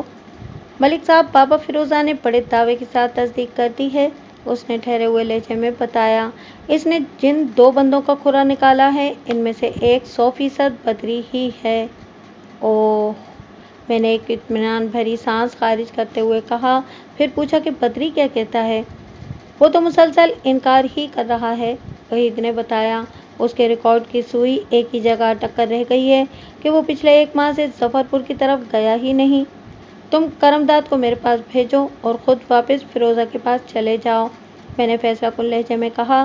بدری کے ریکارڈ اور سوئی کا میں ماہر مکینک کرمداد سے علاج معالجہ کراتا ہوں، ہر پھنسی اور اٹکی ہوئی چیز دیکھتے ہی دیکھتے رواں ہو جائے گی۔ وہ مجھے سلیوٹ کر کے رخصت ہو گیا۔ تھوڑی دیر کے بعد کرمداد میرے پاس پہنچ گیا اور نہایت ہی ادب و احترام کے ساتھ بولا، حکم ملک صاحب، ہمیں کچھ ملا ہے، میں نے معنی خیز لہجے میں کہا۔ تم نے 1 گھنٹے کے اندر تفتیش کی کسوٹی پر گھس کر کھرے اور کھوٹے کی پہچان کرنا ہے، میری بات سمجھ رہے ہو نا؟ اب بے فکر ہو جائیں ملک صاحب، وہ بڑے سکون بھرے انداز میں گردن ہلاتے ہوئے بولا، بس آپ مجھے یہ بتا دیں کہ وہ چیز کہاں ہے جس کا آپ میری لیبارٹری میں ٹیسٹ کروانا چاہتے ہیں۔ وہ چیز بدری کے اندر ہے، میں نے کہا، اور بدری تھانے کے اندر۔ سمجھ گیا ملک صاحب، وہ خوش ہوتے ہوئے بولا۔ 1 گھنٹہ تو بہت ہے، اگر 10 منٹ کے اندر ہی بدری نہ بول پڑا تو میرا نام بھی کرمداد نہیں۔ تم نے اس کے ساتھ جو بھی کرنا ہے وہ کرو، میں نے گہری سنجیدگی سے کہا، بس مجھے وہ ایسی حالت میں ملنا چاہیے کہ وہ اپنے ہوش و حواس میں ہو اور اقبالی بیان لکھوانے کے قابل بھی۔ اوکے سر، اس نے مجھے کھٹکدار سلیوٹ مارا اور پرجوش انداز میں بولا، ملک صاحب، میں آپ کی امید پر پورا اتروں گا جناب۔ تھوڑی دیر کے بعد رانا ریاض مجھ سے ملنے کے لیے آ گیا۔ اس کے ساتھ 3-4 حاشیہ بردار بھی تھے۔ میں نے چمچوں کڑچھوں کو باہر روک کر ریاض کو اندر بلا لیا۔ اس نے مجھے سلام کیا اور میرے سامنے بیٹھ گیا۔ میں نے رسمی علیک سلیک کے بعد پوچھا، کیا بڑے رانا صاحب لاہور سے واپس آ گئے ہیں؟ نہیں جناب، وہ نفی میں منڈی ہلاتے ہوئے بولا، رات کو تو وہ نہیں آئے، امید ہے کہ آج کسی وقت ابا جی ظفر پور پہنچ جائیں گے۔ پھر اس نے مجھ سے پوچھا، ہمارے کیس کا کیا بنا جی؟ کیا صدرو نے کچھ بتایا ہے؟ صدرو کو تو میں آج کسی بھی وقت چھوڑ دوں گا، میں نے سادہ سے لہجے میں کہا، मुझे वो गरीब बेकसूर लगता है। एक काम का बंदा मेरे हाथ लग गया है। हवलदार इसकी जुबान का जिंदरा खोल रहा है। कहीं आप बद्री कफन चोर की बात तो नहीं कर रहे? उसने बिखरी हुई आवाज़ में इस्तफसार किया। मुझे पता चला है कि आपने इसे सूरत नगर से गिरफ्तार किया है। आज सुबह वो आपके बंदों के साथ जफरपुर के कब्रिस्तान में भी देखा गया है। वाह भाई राणा जी, मैंने इसे खुश करने की गर्ज से कहा। तुम्हारी सीआईडी तो पुलिस डिपार्टमेंट से भी ज़्यादा फ़ाल है। बस जी, क्या करें, वो चौड़ा होते हुए बोला। गांव चलाने के लिए हर मामले की खबर रखना ज़रूरी होता है। आप तो सियाने बयाने हैं, मेरी बात को अच्छी तरह समझ रहे होंगे। वो गांव चलाने की बात इस तरह कर रहा था जैसे वो गांव ना हो, कोई हैवी मशीन हो गई जिसे वो किसी ऑपरेटर के अंदाज में चला रहा था।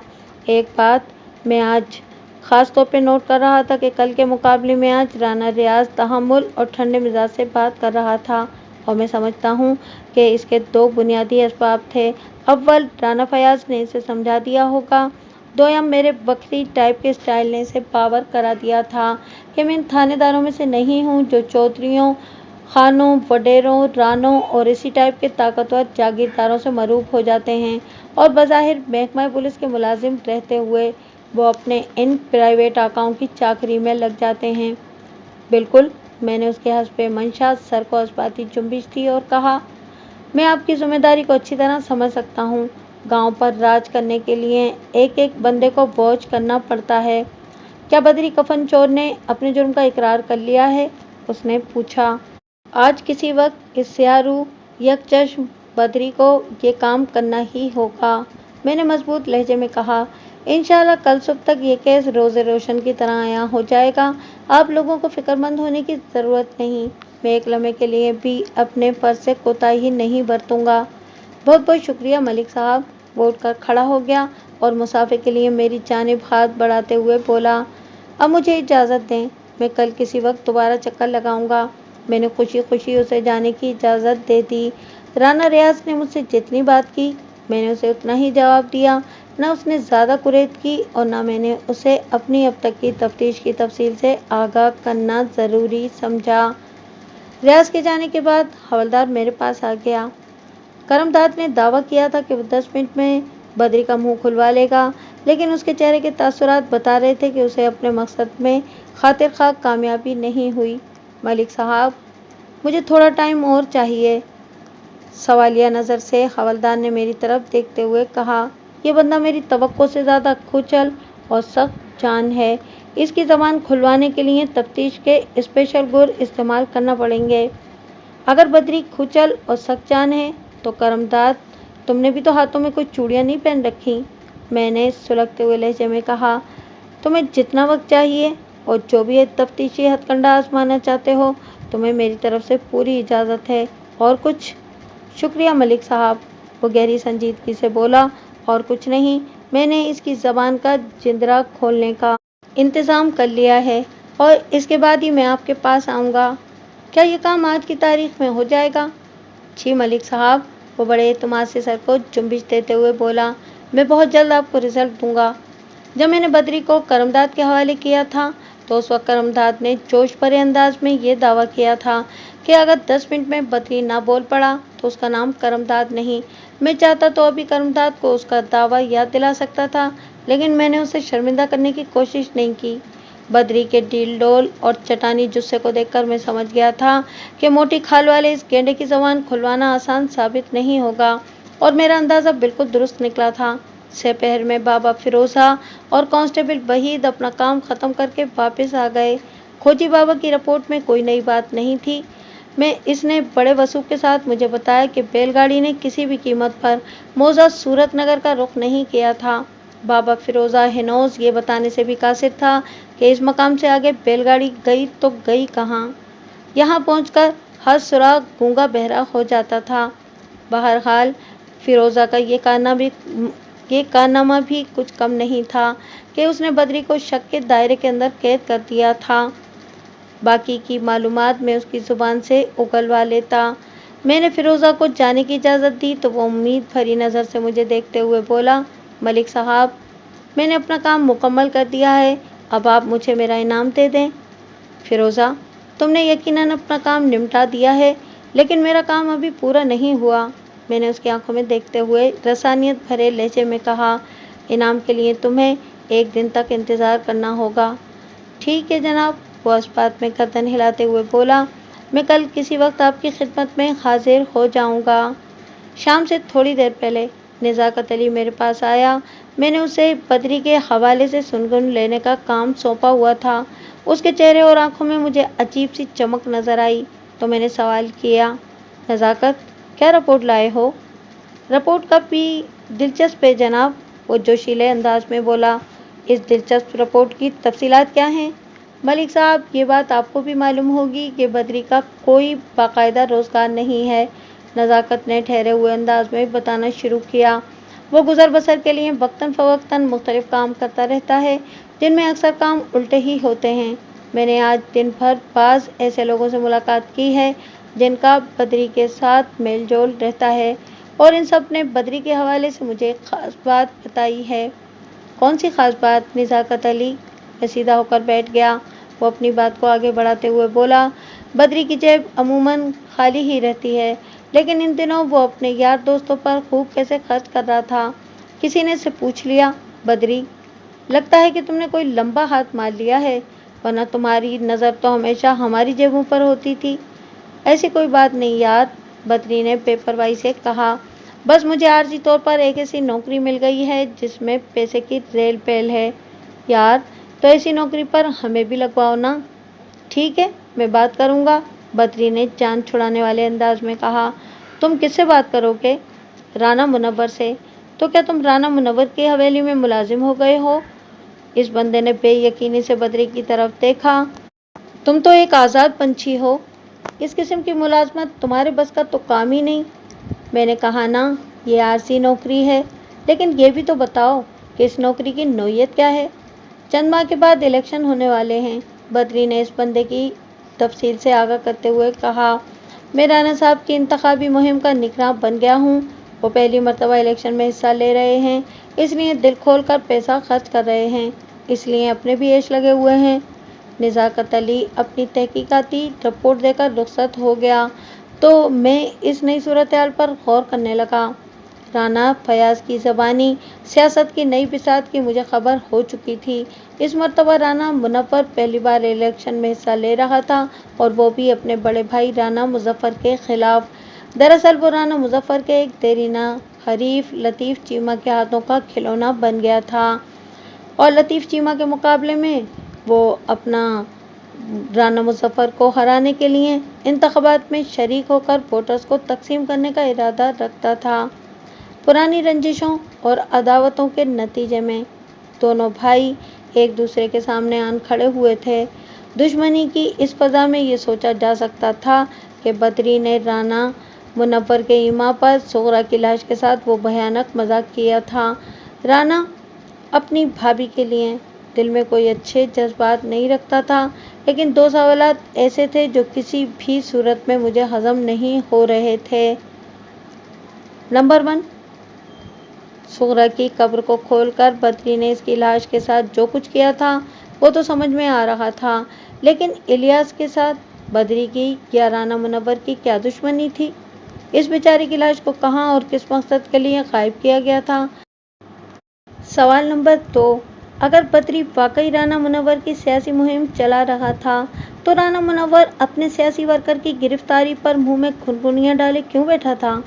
बद्री पिछले 20-22 घंटे से पुलिस की तहवील में था। ये तो मुमकिन नहीं था कि राना मुनव्वर को उसकी गिरफ्तारी की खबर ही ना हो। फिर राना की इस पुरस्कार खामोशी का क्या मतलब था? इन दोनों सवालात के जवाबात बद्री ही दे सकता था। 18 जनवरी की सुबह खासी खुशगवार थी।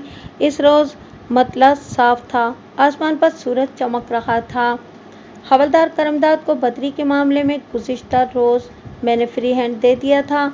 आज मैं अपने कमरे में आकर बैठा ही था कि करमदाद मेरे पास आ गया। उसका चेहरा हशाश बशाश और आंखों में फतह की चमक थी। मैंने सेरेला मुस्कुराते हुए कहा, लगता है कि तुमने बद्री की ज़बान का कुफल तोड़ डाला है। जी मलिक साहब, आपका अंदाज़ा बिल्कुल दुरुस्त है, वो मुसर्रत भरे लहजे में बोला।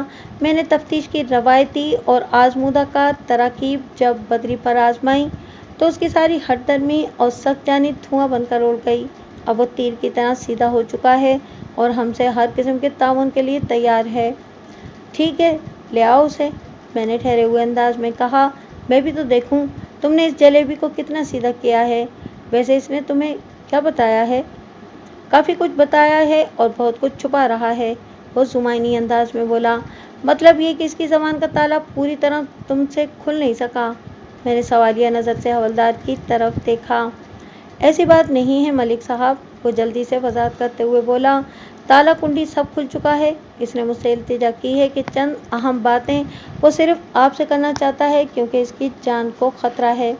करमदाद के सामने बदरी ने जो कुछ उगला था उसका खुलासा कुछ इस तरह से था।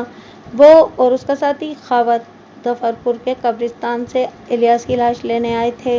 इलियास से इनकी कोई दुश्मनी थी और न ही कोई ताल्लुक वास्ता। इन्हें किसी खास मकसद के लिए बस एक ताज़ा दफनशुदा लाश की ज़रूरत थी और इन्हें पता चला था कि 2 रोज़ पहले जफरपुर के कब्रिस्तान में 2 मैयतों को दफन किया गया था। जफरपुर के कब्रिस्तान में दाखिल होने के बाद वो बौखला के और गलती से सुगरा की कब्र को इलियास की कब्र समझकर खोल बैठे थे, लेकिन जब कफन के अंदर बालों वाली एक औरत की लाश नजर आई तो वो इसे वहीं छोड़कर इलियास की कब्र तक रसाई हासिल करने में कामयाब हो गए थे, क्योंकि इन्हें अपने मकसद की तकमील के लिए एक अधेड़ उम्र मर्द की लाश की ज़रूरत थी और इलियास का मुर्दा इनकी ज़रूरत के इन मुताबिक था।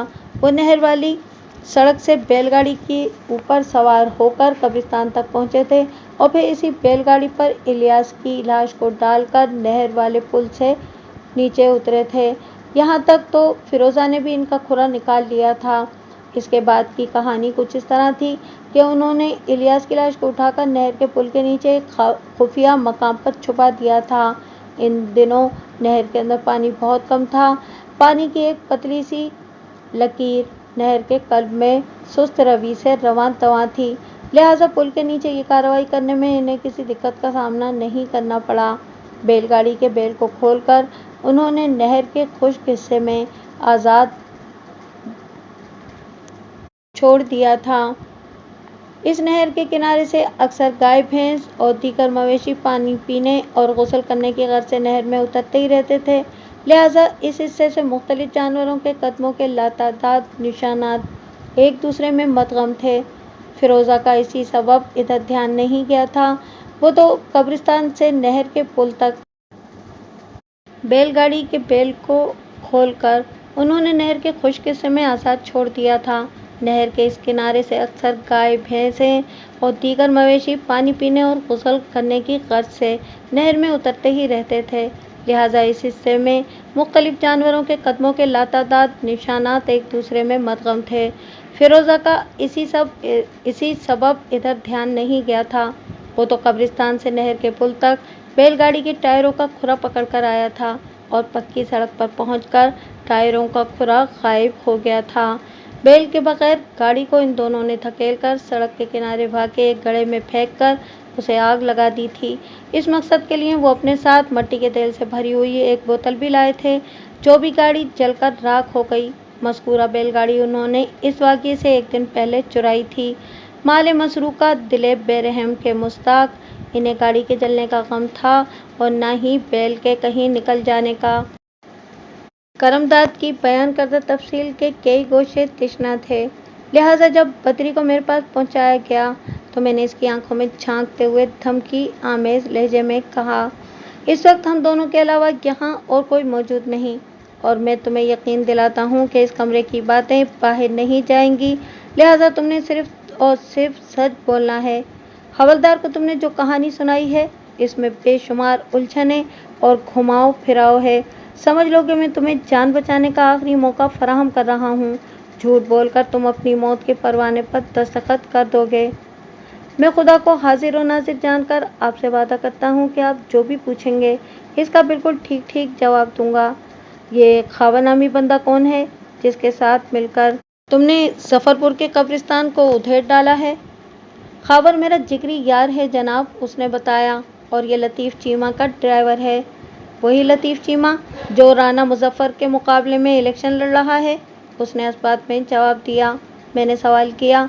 तो ये सारी कार्रवाई तुम लोगों ने लतीफ़ चीमा की मां पर की है, राना मुजफ्फर को जलील और रुस्वा करने के लिए? नहीं जनाब, वो नफ़ी में गर्दन झटकते हुए बोला। चीमा साहब को तो इस वाक़ये की खबर भी नहीं। मैंने हैरत से इसकी तरफ देखा और कहा, फिर तो यकीनन इस काम का हुक्म राना मुनव्वर ने दिया होगा। उसने एक मरतबा फिर नफ़ी में गर्दन हिला दी। मेरी उलझन में कई गुना इजाफा हो गया। मैंने सनसनाते हुए लहजे में बदरी से कहा, फिर मुझे साफ साफ बताओ कि तुम दोनों का मंसूबा क्या था? तुमने किस मकसद को हासिल करने के लिए इलियास की लाश को कब्र से निकालकर नहर के पुल के नीचे छुपा रखा है? आखिर तुम लोग करना क्या चाहते थे?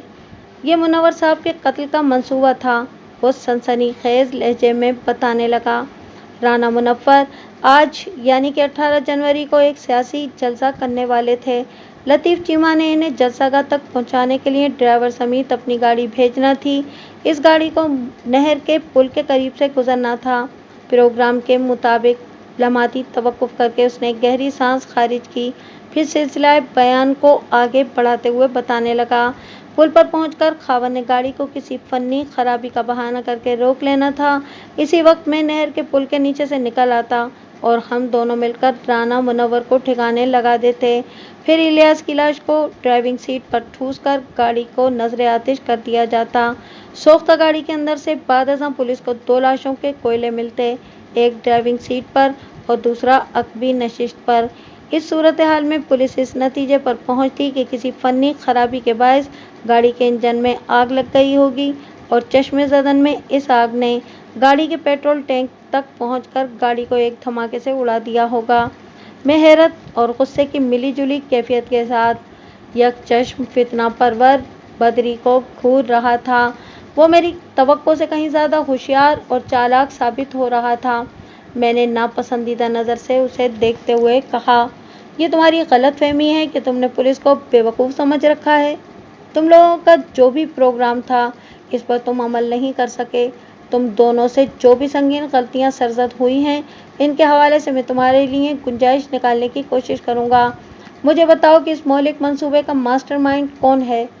राना मुजफ्फर, वो इंकिशाफ अंगेज लहजे में बोला। उसने हम दोनों को 5-5 हज़ार रुपये देने का वादा किया था, 1,000 एडवांस और 4,000 काम मुकम्मल होने पर। तुम्हारा दिमाग तो ठीक है बदरी? मैं सटपटाकर रह गया। मैं सच कह रहा हूँ थानेदार साहब, और ये बयान मैं अदालत में खड़े होकर भी दे सकता हूँ, वो चटानी लहजे में बोला। राना मुजफ्फर ने हम दोनों को 5-5 हज़ार में ख़रीदा था और हमारे इस मंसूबे की किसी को खबर नहीं। इस काम को मुकम्मल करने के बाद खावर किसी और ज़िले में जाकर नई ज़िंदगी शुरू कर देता। सब यही समझते कि राना मुनव्वर के साथ लतीफ़ चीमा का ड्राइवर खावर भी जल मरा। मैंने खून सफ़ेद हो जाने के बारे में पढ़ा ज़रूर था और सुना भी था, और बाज़ औक़ात कुदरत इसकी अमली मिसालें दिखा भी देता है। यह भी एक ऐसा ही वाक़या था। दोपहर मैंने राना मुजफ्फर को उसकी हवेली से गिरफ्तार कर लिया। जब इसे यकीन हो गया कि मैंने इस पर पक्का हाथ डाला है, तो वह गर्दन झुकाकर बोला, मलिक साहब, मेरे पास और कोई रास्ता नहीं था। मुझे चारों नाचार ये सब करना पड़ा। मैं लतीफ़ चीमा के हाथों अपनी शिकस्त के बारे में सोच भी नहीं सकता था। फिर तो तुम्हें लतीफ़ चीमा की ज़िंदगी का चिराग गुल करना चाहिए था ना, मैंने तीखे अंदाज में कहा। वो अजीब से लहजे में बोला, हारे हुए ज्वारी पर हाथ उठाने के बजाय आस्तीन के सांप का सर कुचलना ज़्यादा ज़रूरी होता है। मैंने भी राना मुजफ्फर को चारों नाचार ज़िंदगी भर के लिए जेल भिजवा दिया।